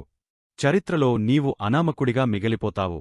క్షత్రియులకు జయాపజయాలు ఆదరావమానాలు మామూలే. పిచ్చి ఆలోచనలు మాని నిద్రపో. ఉదయమే హస్తినకు బయలుదేరుదాం అన్నాడు కర్ణుడు. కర్ణుని మాటలకు మెత్తబడ్డాడు దుర్యోధనుడు. మధుపానపు మత్తులో రాత్రిగడిపి మరునాటి ఉదయం హస్తినకు చేరుకున్నారు. ద్వైతవనంలో దుర్యోధనునికి జరిగిన అవమానం భీష్మునికి తెలిసిపోయింది. దుర్యోధనుణ్ణి పిల్చి చివాట్లు పెట్టాడు. కర్ణుని పరాక్రమాన్ని ఈసడించుకొన్నాడు. భీష్ముడు తనను నిందించిన విషయం కర్ణునికి తెలిసింది. కోపంతో ఉడికిపోయాడు. మిత్రమా! భీష్ముడు ఎప్పుడూ నన్ను నిందిస్తూనే ఉన్నాడు. నా పరాక్రమం ఆయనకు తెలియచెప్పాలని ఉంది. నేను దిగ్విజయాత్రను చేసి నీ సామ్రాజ్యాన్ని విస్తరించి నీచేత ఒక మహాయాగాన్ని చేయిస్తాను అన్నాడు కర్ణుడు. కర్ణుడి మాటలు అమృతతుల్యంగా అనిపించాయి దుర్యోధనుడికి. మిత్రమా! వీరోచిత నిర్ణయం నీది. ధర్మరాజు చేసిన రాజసూయ యాగం చేస్తాను. నీ అండదండలుండగా ఈ దుర్యోధనుడు ఎప్పుడూ దేనికీ భయపడడు. నీదిగ్విజయయాత్రకు మంచి సుముహూర్తం నిర్ణయిస్తాను అన్నాడు దుర్యోధనుడు. మరునాటి ఉదయం హస్తినాపుర పురోహితులందరినీ సమావేశపరతాడు దుర్యోధనుడు. రాజసూయాగం చేయాలన్న తన కోరికను వారికి చెప్పాడు. మహారాజా! మీరు రాజసూయాగం చేయటం సాధ్యపడదు. ఏం? ఎందుకని?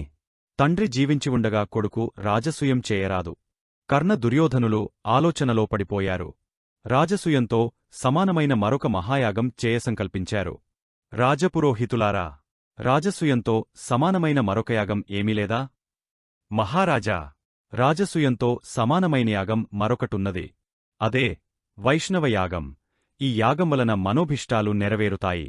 మనఃక్లేశం దూరమవుతుంది. ప్రజలకు పాలకులకు క్షేమం కూడా అంటూ వైష్ణవయాగం గురించి చెప్పారు పురోహితులు.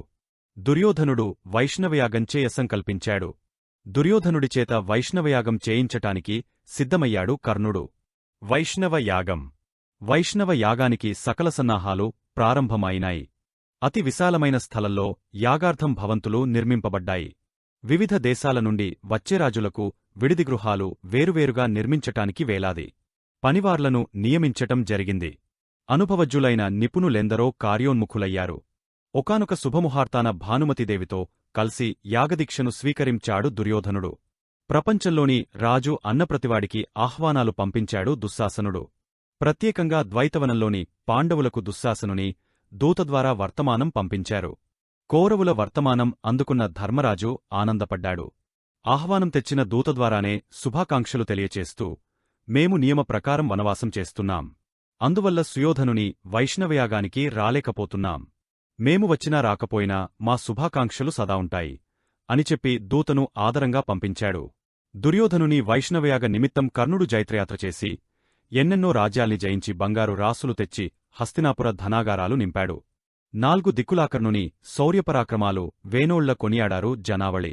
కర్ణుడు జయించి తెచ్చిన ధనరాసులతోనే దుర్యోధనుడు వైష్ణవ యాగం పూర్తి చేయదలుచుకున్నాడు. అశేష ధనరత్నరాసుల్ని చూచి ఒళ్ళు తెలియని ఆనందంతో కర్ణుని కోగలించుకొని, మిత్రమా, రాధేయ, నీ స్నేహం నిరుపమానం. నీ సాహస విక్రమాలన్యులకు అసాధ్యం. 4 దిక్కులా నా సామ్రాజ్యాన్ని విస్తరించి నాకు సార్వభౌమ పట్టాని కట్టిపెట్టిననెను నేను ఎలా సత్కరించినా తక్కువే అవుతుంది. మిత్రత్వానికి మారురూపమైన నిన్ను నాగుండెలకు హత్తుకుని గౌరవిస్తున్నాను అంటూ కర్ణుణ్ణి మరలా కోగలించుకొన్నాడు. దుర్యోధనుడు కర్ణుని కళ్లనుండి జలజల ఆనంద బాష్పాలు రాలిపడ్డాయి. వ్యక్తిగతంగా కర్ణదుర్యోధనులు ఎలాంటివారైనా మిత్రత్వానికి అర్థమేమిటో తెలిసినవాళ్లు వారిద్దరూ. ఒకరికాలికి ముళ్ళు గుచ్చుకుంటే మరొకరికి కంట్లో గుచ్చుకున్నంతగా బాధపడుతుంటారు. మిత్రత్వ కారణంగానే ఇష్టంలేకున్నా దుర్యోధనుని దుష్కలాపాల్లో పాలుపంచుకున్నాడు కర్ణుడు. ఆ కారణంగా దుర్యోధనుని కోసమే పాండవులతో పగను పెంచుకున్నాడు. దుర్యోధనుని సాహచర్యంలో పాపాత్ముడుగా కనబడుతుంటాడు. విలక్షణ గుణాలతో విశిష్ట వ్యక్తిగా కనబడటమే కర్ణుని ప్రత్యేకతేమోమరి. వైష్ణవయాగం నిర్విష్ణంగా జరిగిపోయింది. దేశదేశాల నుండి వైష్ణవయాగం చూడటానికి ఎందరెందరో రాజులు వచ్చారు. విదుర భీష్ముల పర్యవేక్షణలో ఎవరికీ ఏ లోపమూ రాకుండా రాచమర్యాదలు జరిగాయి. పండితులకు బ్రాహ్మణులకు దేవబ్రాహ్మణులకు మాన్యాలు, అగ్రహారాలు, బంగారు నాణ్యాలు కోరినంత దక్షిణలు ఇచ్చి ధర్మజుని రాజసూయంకన్నా గొప్పగా ఉంది అనిపించుకున్నారు కౌరవులు. మహదానంద పడిపోయాడు దుర్యోధనుడు. వైష్ణవయాగానికి కారకుడు అయిన కర్ణుడ్ని చెప్పలేనంతగా మెచ్చుకొన్నాడు. ఎవరెవరు ఎంతగా మెచ్చుకున్నా భీష్ముడు మాత్రం కర్ణుని విషయంలో ముభావాన్ని ముక్తసరిని, మౌనాన్ని ప్రదర్శించాడు. వైష్ణవయాగానంతరం నూతనోత్సాహంతో ఉన్న దుర్యోధనునితో అన్నాడు కర్ణుడు, మిత్రమా, అన్నమాటను నిలబెట్టుకొన్నాను. నీచేత మహోన్నతమైన వైష్ణవయాగం చేయించాను. అవును మిత్రమా, నీ అభమానం ఎంతటిదో నాకు మాత్రమే తెలుసు. నేటికి సమస్త ప్రపంచానికే తెలిసింది. ప్రాణమొక్కటిగా దేహాలు వేరుగా జీవిస్తున్న మనగురించి సమస్తరాజలోకం చెవులు కొరుక్కుంటున్నది అన్నాడు దుర్యోధనుడు. చెప్పింది చేశాను. కాని దుర్యోధనా, చేయబోయేది చెబుతున్నాను విను. ఏమిటది కర్ణా? అక్కడున్న శతకౌరవులు కర్ణునివంక కుతూహలంగా చూశారు. ఈ ప్రపంచంలో పాండవులు తప్ప నీకు మరో శత్రువులు లేరు. పాండవులైదుగురిలో భీమార్జునులిద్దరే పరాక్రమవంతులు. భీముడు నీకు, అర్జునుడు నాకు ప్రత్యర్థ్యులు. ఆ అర్జునుడిని చంపేవరకు మరొకరిచేత నా కాళ్ళు కడుగనివ్వను. అంతేకాదు మద్యమాంసాలను ముట్టను. ఇది నా ప్రతిజ్ఞ. భీషణ ప్రతిజ్ఞ చేశాడు కర్ణుడు. శతకౌరవులు జైజయధ్వానాలు చేశారు. కర్ణుని ప్రతిజ్ఞ విని ధర్మరాజు కుదేలైపోయాడు. సహజకవచకుండా లాలతో పుట్టిన కర్ణుని పరాక్రమం తలచుకుంటూ నిద్రపోవటం కూడా మరచిపోయాడు. సైంధవ పరాభవం. 8 నెలల తరువాత ద్వైతవనం నుండి మరలా కామ్యక వనానికొచ్చి తృణబిందు సరోవరం వద్ద పర్ణకుటీరాలు నిర్మించుకున్నారు పాండవులు. ఒకనాడు పాండవులు 5గురు వేటనిమిత్తం అడవిలోకి వెళుతూ ద్రౌపదికి రక్షణగా ధౌమ్యపురోహితుణ్ణి ఉంచి వెళ్లారు. అదే సమయంలో ధృతరాష్ట్రుని అల్లుడు దుస్సల భర్త అయిన జయద్రథుడు సాల్వదేశానికెళుతూ కామ్యకవనంలోని కుటీరం వద్ద పాండవపత్ని ద్రౌపదిని దూరనుండి చూచాడు. ఈమె ఎవరో గంధర్వకాంతగాని వనదేవతగాని అయి ఉంటుంది. నాగరిక స్త్రీలకు ఈ అడవిలో ఉండే పనేమిటి అనుకుంటూ దూరాననుండే ద్రౌపది సౌందర్యాన్ని కూడికలో హెచ్చవేతలతో లెక్కలు వేశాడు సైంధవుడు. జయద్రథునికి సైంధవుడు అనే పేరుకూడా ఉంది. గోటికాస్యుడు అనేతన మిత్రుడ్ని ద్రౌపది వద్దకు వివరాలు తెలుసుకోమని పంపాడు. ద్రుపదుని కూతురు పాండవుల అర్ధాంగ అని తెలుసుకున్న గోటికాస్యుడు తిరిగివచ్చి విషయాన్ని వివరించి చెప్పాడు జయద్రథునికి. అప్పుడు జయద్రథుడు బాగా మద్యంత్రాగి ఉన్నాడు. మద్యంత్రాగన శరీరానికి, కామం కప్పిన కళ్కు, మదమెకిన మనస్కి వావి వరుసలు తెలియవు సోదరి అనే వావివరసను కూడా విడచి కామాతురుడై ద్రౌపది కుటీరానికెళ్లాడు. ఒంటరిగా ఉన్న ద్రౌపదికి సైంధవునిరాక ఇష్టాన్ని కల్గించలేదు. ఆడబిడ్డ మొగుడన్న గౌరవంతో అన్నయ్య అంటూ ఆహ్వానించింది. అక్కడున్న అరుగుమీద ఆసీనుడయ్యాడు సైంధవుడు. ద్రౌపది సౌందర్యాన్ని మధుమత్తమైన చూపులతో తడిమితడిమి చూస్తున్నాడు. సైంధవుని ఆశా దృష్టిని గమనించిన ద్రౌపది పైటసరి చేసుకుని వంటినిండా కప్పుకున్నది. ద్రౌపదీ, నీ కష్టాలు చూస్తుంటే నాకెంతో బాధగా ఉంది. అందమైన నీ శరీరాన్ని అడవులపాలుచేసి అసమర్థులైన భర్తలతో కాలంగడుపుతున్నావు. నీకంగీకారమైతే నాతో వచ్చేయి. నీవు చూడని నీకు తెలియని భోగభాగ్యాలతో తులతుగస్తాను. నిరుపమానమైన నీ సౌందర్యానికి దాసుడనై నిన్ను మన్మథసామ్రాజ్యానికి రాణిని చేస్తాను. సృష్టికి తెలియని సుఖాలలో ఓలలాడిస్తాను అంటూ తన నీచ బుద్ధిని బయటపెట్టాడు సైంధవుడు. సైంధవుని మాటలకు తోకత్రొక్కిన నాగినిలా అయింది ద్రౌపది. మనస్సు నుండి పైకి ఉబుకుతున్న కోపాన్ని గొంతులోనే మింగుతూ, నేను నీకు సోదరిని. నీవు పాండవులకు బావవు. వావివరసలు మరచి మంచిచెడులు విడచి మాట్లాడుతున్నావు. అసలు నీవెవరితో మాట్లాడుతున్నావో తెలుసా? అరివీర భయంకరులు, దేవేంద్రసమ పరాక్రమవంతులు అయిన పాండవుల అర్ధాంగితో. సైంధవా! త్రాగిన మైకల్లో ఉన్నట్లున్నావు, తలవంచుకొని వచ్చిన దారినే వెళ్ళు మందలింపుగా అన్నది ద్రౌపది. ద్రౌపది మందలింపుకు నవ్వాడు సైంధవుడు. నీ భర్తల పరాక్రమం నేనెరుగనిది కాదు. నిండు సభలో నీ బట్టలు ఊడదీస్తున్ననాడు తలవంచి కూర్చున్న నీ మగల భుజబలం నాకే కాదు ప్రపంచానికే తెలుసు. మాటలు చాలించి మనస్సు కలిపి నాతో బయలుదేరు. థూ! నీచుడా! పాండవుల గురించి మాట్లాడకు. పాండవులు కర్మదీక్షాపరులు, నియమ నిబద్ధులు. మదపుటేనుగుల వంటి పాండవులు కట్లు తెంచుకుని కౌరవకులారణ్యం మీద పడితే ఆ పాండుపుత్రుల్ని ఎదిరించి నిలువరించగల మగాడు పుట్టలేదింకా. మంచిని చేతగానితనంగానూ ధర్మనిష్టను చేవచచ్చినతనంగానూ భావించే నీవంటి హీనులకు పాండవుల పేరు ఉచ్చరించే హక్కులేదు. దయచేసి నా భర్తలు రాకముందే ఇక్కడ నుండి వెళ్ళు. ఇది నీకు మంచిది. రెచ్చిపోయాడు సైంధవుడు. ఒక్క ఉదుటునలేచి ద్రౌపదిని ఎత్తి భుజాన వేసుకుని రథం దగ్గరకు తీసుకెళ్లాడు. ద్రౌపది ఆర్తనాదం విని ధౌమ్యుడు పరుగెత్తి వచ్చేలోపల ద్రౌపదిని రథమెక్కించుకుని పరుగుతీశాడు సైంధవుడు. అంతలోనే వచ్చారు పాండవులు. ధౌమ్యునివల్ల జరిగినదంతా విన్నారు. అంతే! రథంమెక్కిపారిపోతున్న సైంధవుణ్ణి వెంబడించి పట్టుకొన్నారు. భీమసేనుడు సైంధవుని జుట్టుపట్టుకుని రథం నుండి క్రిందకులాగా పిడిగుద్దులు గ్రుద్దాడు. ఎముకలు విరిగోపోయాయి వాడికి. సైంధవుని హతమార్చటానికి అర్జున నకుల సహదేవులు కత్తులు దీశారు. ధర్మరాజు తమ్ముళ్లను వారించాడు. వద్దు వద్దు! వీడ్ని చంపవద్దు. వీడెంతటి నీచుడైనా మన ఒక్కగానొక్క చెల్లెలు దుస్సలకు భర్త. మనింటి ఆడపడుచు పసుపు కుంకమల్ని మనచేతులతో మనమే తుడుస్తామా?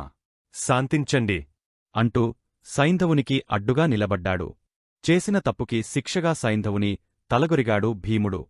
అర్జునుడు సైంధవుని మెడపట్టుకుని ద్రౌపది కాళ్లమీద పడవేశాడు. సోదరి వరుసైనదాన్ని కామించిన వాడిముఖాన్ని చూడటానికి కూడా ఇష్టపడలేదు ద్రౌపది. పాండవులచేత పరాభవం పొందిన సింధుదేశపు సైంధవుడని పిలువబడే జయద్రథుడు శిరోముండనంతో తన రాజ్యానికెళ్లటానికి సిగ్గుపడ్డాడు. జరిగిన పరాభవానికి ప్రతీకారం తీర్చుకోవాలనుకున్నాడు. హరిద్వారంలో శివునికోసం తపస్సు చేయటానికి నిశ్చయించుకొన్నాడు. నిర్జన ప్రదేశంలో పర్ణశాల నిర్మించుకుని తపస్సుకి సిద్ధమయ్యాడు. అచంచల దీక్షతో ఒంటి కాలిపై నిల్చుని జయద్రథుడు చేసిన తపస్సుకి పరమేశ్వరుడు ప్రసన్నుడయ్యాడు. ప్రత్యక్షమై వరం కోరుకోమన్నాడు. పాండవులను జయించే వరం కావాలి అన్నాడు సైంధవుడు. అందుకు పరమేశ్వరుడు, జయద్రథా! అసాధ్యమైన వరం కోరావు. శ్రీమన్నారాయణుని పర్యవేక్షణలో ఉన్న పాండవులను జయించటం నీవల్ల కానిపని అర్జునుడు నావల్ల దివ్యాస్త్రాలను పొందివున్నాడు. కాబట్టి అర్జునుడు తప్ప మిగిలిన నలుగురు పాండవులను ఒక్కరోజు మాత్రమే జయించగల వరాన్ని నీకు ప్రసాదిస్తున్నాను అని చెప్పి రుద్రాక్షమాలనొకదాన్ని ఇచ్చి అంతర్ధానమయ్యాడు పరమశివుడు. గుడ్డికన్న మెల్లమేలు అనుకుంటూ జయద్రథుడు సింధుదేశానికి వెళ్ళిపోయాడు. మరలా వారి ఆస్తులపై వారికి అధికారముండదు. కర్ణాకర్ణికంగా దేవేంద్రుడు ఈ విషయం విన్నాడు. తన తేజోబలంతో పుట్టిన అర్జునుని గురించి ఆలోచించాడు. అర్జునునికి ప్రతిస్పర్ధి కర్ణుడు. కర్ణునికి అమృతమయమైన సహజ కవచ కుండలాలు ఉన్నంతకాలం కర్ణుని గెలవటం అర్జునునికి కూడా కష్టసాధ్యం అనుకున్నాడు. ఎలాగైనా కర్ణుని కవచకుండలాలను కర్ణునికి లేకుండా చేయాలని తరుణోపాయ మార్గం కోసం ఎదురుచూస్తున్నాడు. ఈ విషయం సూర్యునికి తెలిసింది. కర్ణుడు తనవరం వల్ల పుట్టినవాడు కాబట్టి ఇంద్రుని మాయోపాయాన్ని కర్ణునికి తెలియచేయటం తన కర్తవ్యంగా భావించి బ్రాహ్మణ వేషంలో కర్ణమందిరానికి బయలుదేరాడు. కర్ణుడు దానప్రియుడు. కుడిచేతికి దానకంకణం, ఎడమచేతికి శౌర్యకంకణం ధరించి దానవీర శౌర్యాలలో తనంతటివారు లేరన్న కీర్తి పొందాడు. కర్ణుడు ఏకాంతంగా ఉన్న సమయంలో బ్రాహ్మణవేషం ధరించిన సూర్యభగవానుడు కర్ణమందిరానికి కాలుపెట్టాడు. కర్ణుడు సాదరంగా ఆహ్వానించి అరయపాద్యాదులనిచ్చి వచ్చిన కార్యం గురించి అడిగాడు. కర్ణుని వినయశీలతకు ఎంతగానో సంబరపడ్డాడు. నాయనా కర్ణా! నీ గుణశీలాల గురించి వినటమేగాని చూచి ఎరుగను. ఆ సుసమయం నేడు దొరికింది. నీమిది ప్రేమతో నీకొక రహస్యం చెప్పిపోదామని వచ్చాను. వాత్సల్యంతో చెప్పే నా హితాన్ని శ్రద్ధతో ఆలకించాలి. బ్రాహ్మణోత్తమా! నా హితంకోరి నా శ్రేయస్సునాశించి మీరు చెప్పదలుచుకున్న రహస్యమేమిటో వివరించండి. ఆచరణయోగ్యమైతే తప్పకుండా అనుసరిస్తాను కర్ణా! కురుపాండవ సంగ్రామం అనివార్యమని లోకమంతా భావిస్తున్నది. అమృతతుల్యమైన కర్ణకుండలాలను, అభేద్యమైన రక్షణాకవచాన్ని జన్మసిద్ధంగా పొందిన నిన్ను యుద్ధంలో గెలవటం ఎవరికీ సాధ్యం కాదు. కురుపాండవ యుద్ధంలో అర్జునునికి నీవు ప్రతిస్పర్ధివన్న విషయం సర్వవిదితం. అర్జునునిమిది అభిమానంతో దేవేంద్రుడు బ్రాహ్మణవేష ధారియై నీ దగ్గరకు రాబోతున్నాడు. ఎందుకో తెలుసా? లోకవిదితమైన నీ దానగుణాన్ని ఆసరా చేసుకుని నీ కవచకుండలాలను దానంగా పొందాలని ఇంద్రసంకల్పం. అడిగినవారికి కాదనక దానంచేసే నీవు దేవేంద్ర పన్నాగానికి బలైపోతావేమో అనే భయంతో నీకు ఈ విషయాన్ని ముందుగా తెలియచేయాలని వచ్చాను. అమరేంద్రుని అక్రమానికి తగినపాయం చెప్పాలి అన్నాడు సూర్యుడు వాత్సల్యంగా. కర్ణుడు శిరస్సు వంచి నమస్కరిస్తూ, ద్విజోత్తమా! నామీద మీకున్న అనుపమాన వాత్సల్యానికి నేనెంతో కృతజ్ఞుడను. పుత్రవాత్సల్యంతో మీరు చెప్పిన హితాన్ని మన్నించవలసిందే. కాని ఎవరేది అడిగినా కాదనక దానమిస్తానని ప్రతిజ్ఞ చేశానుగదా. ప్రాణాపాయం కలుగుతున్నప్పుడు ధర్మాన్ని పాటించవలసిన పనిలేదు. శరీరం ఆద్యంఖలు ధర్మసాధనం అని ధర్మసూత్రం. ఆపత్కాలంలో ధర్మ విస్మరణ పాపం కాదు. కొంతసేపు ఆలోచనలో పడ్డాడు కర్ణుడు. పుత్రప్రేమతో అర్జునుని కాపాడుకోవటానికి నిన్ను బలిపశువుని చేయబోతున్నాడు. పక్షపాతబుద్ధితో నీ దానగుణాన్ని ఆధారం చేసుకుని మోసగించుబోతున్న అమరేంద్రునికి తగినపాచం చెప్పటం న్యాయమేగదా అన్నాడు సూర్యుడు. ఆ పండుముసలి పలుకుతున్న ప్రతి అక్షరం ప్రేమమయంగా ఉంది కర్ణునికి. మనస్సులోనే శతకోటి నమస్కారాలర్పించాడు. సజల నయనాలతో బ్రాహ్మణ రూపంలో ఉన్న సూర్యదేవుని సమీపిస్తూ, మహోత్తమా! ఎవరు మీరు? బ్రాహ్మణరూపం ధరించిన దేవతవని నాకనిపిస్తున్నది. నన్నింతగా ఆదరించి అభిమానామృతం కురిపిస్తున్న నీవెవరు మహాత్మా? అంటూ చేతులు జోడించాడు. సూర్యుడు నిజరూపంతో సాక్షాత్కరించాడు. కర్ణుడు భక్తిపారవస్యంతో వేనోళ్ల సూర్యుణ్ణి స్తుతించాడు. ధన్యోస్మి, ధన్యోస్మి అంటూ దివాకరుని ముందు సాగలపడ్డాడు. కమలబాంధవా! నీ దర్శన భాగ్యంతో నా జన్మ సాఫల్యమైంది. అమరేంద్రుని కపటతనాన్ని తెలుపటంతోనే నామీద మీకున్న అపార వాత్సల్యం అవగతమయ్యింది. అమరలోకాధిపతి అంతటివాడు నా ముందు నిలచి చేయిచాచి దేహి అని అర్థించటం నాకు గర్వకారణం కాదా? అశాశ్వతమైన మానవజీవన మమకారంతో శాశ్వత కీర్తిని కాలదన్నుకోమంటావా మహాత్మా? దేహి అన్నవారికి దానంచేస్తానన్న నియమాన్ని తప్పమంటావా? మానవ సుఖాలమీద, ఐహిక భోగాలమీద, రాజరికపు భాగ్యాలమీద నాకు ఆసక్తిలేదు. కురుపాండవ యుద్ధమే అనివార్యమైతే మరణానికి భయపడను. జయాపజయాలు దైవనిర్ణయమైనవి. విధినియమాన్ని తప్పించుకోవటం ఎవరివల్లా కాని పని. నిజంగా దేవేంద్రుడే నాముందు నిలచి ఆర్హుడై అర్థిస్తే నాకవచకుండలాలనే కాదు, నా ప్రాణాలనైనా ధారపోస్తాను.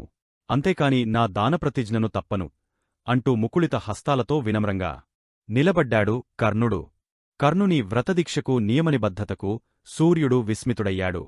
కీర్తిమాన్భవ అంటూ ఆశీర్వదించి అంతర్ధానమయ్యాడు. కమలబాంధవుని నిర్గమనం జరిగిన కొంత సమయానికే దేవేంద్రుడు విప్రరూపంలో కర్ణమందిరానికి ప్రవేశించాడు.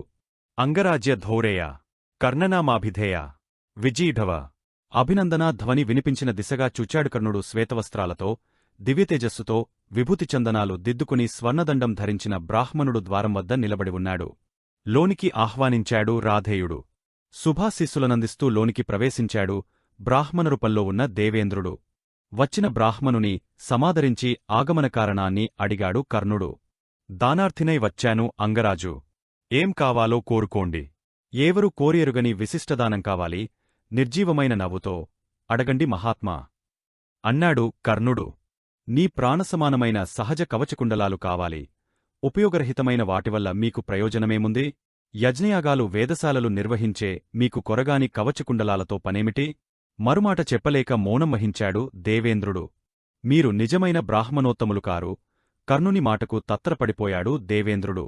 అమరాధిపతి కూడా భిక్షమెత్తవలసిరావటం ఆశ్చర్యంగా ఉంది. బిడియపడుతున్న విషయం బట్టబయలైంది.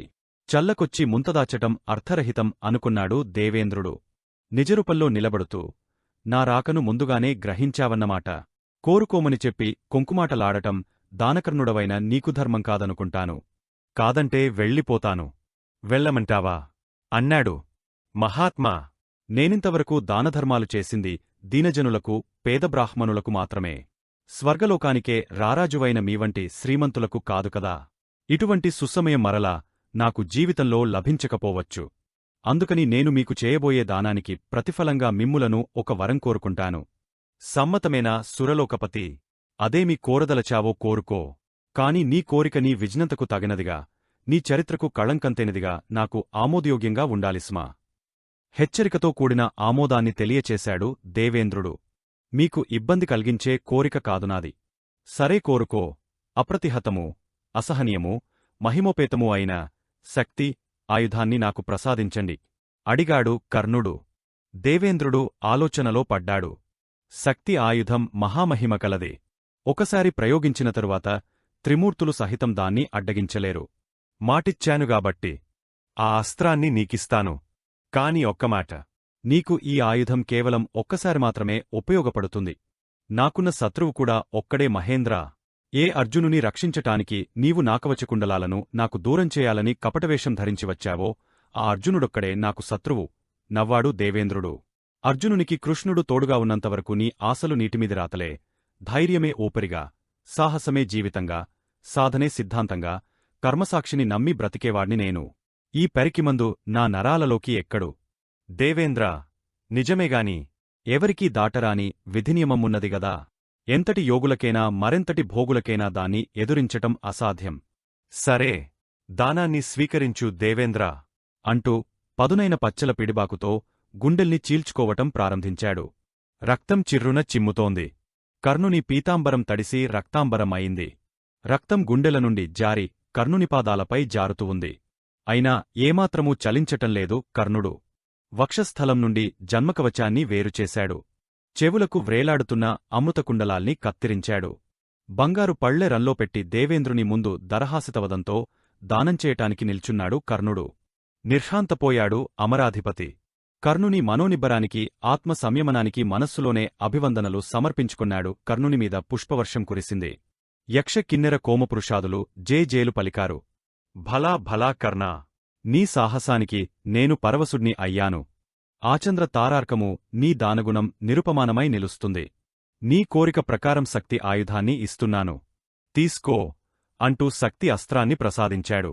కవచదానం వల్ల కర్ణుని వక్షస్థలానికి అయిన మహాగాయాన్ని తన ప్రభావంతో మమూలు శరీరంగా మార్చివేసి కీర్తివంతుడవు కమ్మని ఆశీర్వదిస్తూ అంతర్ధానమయ్యాడు దేవేంద్రుడు. కర్ణుడు కవచకుండలహీనుడయ్యాడని తెలిసి కౌరవులు కన్నీటిమయమయ్యారు. విదురుని ఇంటనున్న కుంతీదేవి కర్ణుని దురవస్థకు తల్లడిల్లిపోయింది. ద్వైతవనంలో ఉన్న అర్జునుడు ఈ వార్త తెలిసి మహదానందపడ్డాడు. ధర్మరాజు హాయిగా ఊపిరి పీల్చుకొన్నాడు. భీముడు, ద్రౌపది ఆనందప్రవశులయ్యారు. కర్ణుని జీవితంలో ఒక మహాధ్యాయం ముగసిపోయింది. యక్ష ప్రశ్నలు. పాండవులు అరణ్యవాసం మొదలుపెట్టి 11 సంవత్సరాల 10 నెలలు కావస్తున్నది. ఇంకా 2 మాసాలలో అరణ్యవాసం పూర్తికావస్తున్నది. ఒకనాడు ఒక ముసలి తాపసి అరణికాష్టాలను తెచ్చుకుని 2 మోపులుగా కట్టి ఒక చెట్టుకొమ్మ మీద పెట్టుకుని తన పనిలో నిమగ్నమై ఉండగా ఒక దుప్పివచ్చి అరణి పుల్లలున్న చెట్టును రుద్దుకుంది. చెట్టుమీదనున్న అరణీమోపులు జారి దుప్పికొమ్ములకు తగులుకొన్నాయి. దానితో దుప్పి భయపడి పరుగెత్తటం మొదలుపెట్టింది. వృద్ధముని ఈ విషయం పాండవులకు చెప్పి అరణికాష్టాలను తెచ్చి ఇవ్వమని ప్రాధేయపడ్డాడు. పాండవులైదుగురు దుప్పి పరిగెత్తిన దిక్కుగా పరుగెత్తుకుంటూ వెళ్లారు. వనమంతా తిరిగినా దుప్పిజాడ తెలియలేదు. అంతలో ధర్మరాజుకి దాహం వేసింది. దగ్గరలో ఎక్కడైనా నీరు దొరుకుతుందేమో నకులుని చూడమన్నాడు. ప్రక్కనే ఉన్న పెద్దమర్రి చెట్టు ఎక్కిచుచాడు నకులుడు. దగ్గరలోనే ఒక కొలను కనపడింది. చెట్టుదిగ నీటికోసం కొలను కనపడిన దిశగా వెళ్లాడు నకులుడు. వెళ్ళినవాడు ఎంతసేపటికి రాలేదు. నకులుణ్ణి వెదకుతూ సహదేవుడు వెళ్లాడు. నకుల సహదేవులను వెదకుతూ అర్జునుడు వెళ్లాడు. అర్జున నకుల సహదేవులను వెదకుతూ భీముడు వెళ్లాడు. వెళ్లినవారెవ్వరూ తిరిగరాలేదు. ధర్మరాజు మనస్సు ఎందుకో కీడు శంకించింది. తమ్ముళ్ళు వెళ్లిన దిక్కుగా వెదకుతూ వెళ్లి సరోవరాన్ని చూచాడు. సరోవరం ప్రక్కన మృతులై పడివున్న భీమార్జున నకుల సహదేవులను చూచాడు. ఏమీ అర్థం కాలేదు. ఎవరి శరీరం మీద ఒక్కగాయం కూడా లేదు. కాని మరణించి ఉన్నారు. తమ్ముళ్లను కోగలించుకుంటూ పేరుపేరునా పిలుస్తూ కన్నీరు మున్నీరుగా ఏడ్చాడు. ఏడ్చి ఏడ్చి సొమ్మసిల్లిపోయాడు. నోరెండి పోతున్నది. దాహంకోస మని కొలనులో దిగబోయాడు. ఎక్కడునుండో అశరీరవాణి వినపించింది. యుధిష్ఠిరా! ఆగాగు. అనుమతి లేకుండా ఈ నీటిని త్రాగావో నీ తమ్ముళ్లకు పట్టినగతే నీకు పడుతుంది. మహాత్మా! ఎవరు నీవు? ఏమిటి నీవు మాట్లాడుతున్నది? నేనొక యక్షుణ్ణి. కొంగరూపంలో ఈ సరోవరాన్ని కాపాలా కాసున్నాను. ఈ సరోవరం నాది అంటూ వికృతరూపంలో కొలను మధ్యలో ప్రత్యక్షమయ్యాడు. యక్షవర్యా! నా తమ్ములు చనిపోవటానికి కారణమేమిటి? ఈ సరోవరంలోని నీరు త్రాగాలంటే నేను అడిగిన ప్రశ్నలకు సరైన సమాధానం చెప్పాలి. నామాట ధిక్కరించి నీ తమ్ములు మరణం పొందారు. నీవు కూడా వారిలాగే మరణించాలనుకుంటే నీ ఇష్టం. నీవడిగే ప్రశ్నలేమిటి? సమాధానం చెబుతావా? నాకు తెలిసినంతవరకు చెబుతాను. అడగండి. మహాత్మా, సూర్యుడిని నడిపించేదెవరు? బ్రహ్మదేవుడు. సూర్యుని కొలుస్తూ తిరిగేదెవరు? దేవతలు. సూర్యాస్తమయం దేనికోసం జరుగుతుంది? ధర్మం కోసం జరుగుతుంది. సూర్యునికి ఆధారమేమిటి? సత్యం. బ్రాహ్మణుడు అని దేనివల్ల పిలవబడతాడు? బ్రహ్మజ్ఞానం వల్ల. మహాత్ముడు ఎలా అవుతాడు? తపస్సు వల్ల. మనిషికి సదా సహాయపడేది ఏమిటి? ఆత్మబలం. బుద్ధిమంతుడు ఏ విధంగా అవుతాడు? ఉత్తమజన సంపర్కం వల్ల. దైవతాభావం ఎలా పొందవచ్చు? సదాధ్యయనం వల్ల. ఉత్తమత్వం ఎలా ప్రాప్తిస్తుంది? మంచి నడవడికతో. చెడ్డవాడు ఏ విధంగా అవుతాడు? మంచితనం మరచిపోవటం వలన. దైవత్వం ఎప్పుడు దూరమవుతుంది? అకార్యాలతో నియమం తప్పినప్పుడు. జీవన్ముతుడు అంటే ఎవరు? స్వార్థపరుడు. భూమికన్నా గొప్పది ఏది? తల్లి ప్రేమ. ఆకాశం కన్నా విశాలమైనది ఏది? తండ్రి మనస్సు. గాలికన్నా వేగమైనది ఏది? మనసి మనసు. మనస్సును కాల్చి మనిషిని నాశనం చేసేది ఏమిటి? చింత. నిద్రపోతూ కళ్ళుమూయనిది ఎవరు? చేప. జన్మించికూడా ప్రాణం లేనిది ఏమిటి? గ్రుడ్డు. అందచందాలుండి కూడా హృదయం లేనిది ఎవరు? శిల్పం. ప్రయాణికునకు ఆప్తులెవరు? ధనం. రోగగ్రస్తునకు మిత్రులెవ్వరు? వైద్యుడు. గృహస్థునకు ఆత్మీయులెవరు? భార్య. మరణించినవారికి రక్షణ ఏమిటి? ధర్మం. ధర్మానికి ఏమి ఉండాలి? దయ. కీర్తి దేనిని ఆశ్రయించుకుని ఉంటుంది? సత్యాన్ని. స్వర్గమార్గానికి దారిచూపేది ఏమిటి? సత్ప్రవర్తన. మనిషికి ఆత్మబంధువు ఎవరు? పుత్రుడు. మానవునికి దైవికమైన బంధువు ఎవరు? ధర్మపత్ని. పురుషుడు దేనివలన చిరంజీవి? దానధర్మాల వలన. ధర్మాలన్నిటికన్నా గొప్ప ధర్మమేమిటి? అహింసా ధర్మం. ఎవరైనా తప్పించుకొనరానిది ఏమిటి? వీధి. సుఖసంతోషాలకు ఏముండకూడదు? గర్వం. ఎవరి స్నేహం శాశ్వతంగా ఉంటుంది? ఉత్తముల స్నేహం. ప్రపంచానికి ఎవరు దిక్కు? మహాత్ములైన సజ్జనులు. అన్నము నీరు ఎవరివల్ల దొరుకుతాయి? ఆకాశం వలన. విషంతోసమానైన ధనం ఏది? పరుల ధనం. శ్రద్ధ కర్మలకు సుసమయమెప్పుడు? నద్రాహ్మణ ఆగమన సమయం. మనిషి ఏమి త్యజించగలిగితే సుఖశాంతి ధనాలను పొందుతాడు? కామక్రోధలోభ మోహమద మత్సరాలు. పురుషుని లక్షణాలేమిటి? ఉత్తమ చరిత్రగలవాడే పురుషుడు. సదా సౌభాగ్యవంతుడు ఎవరు?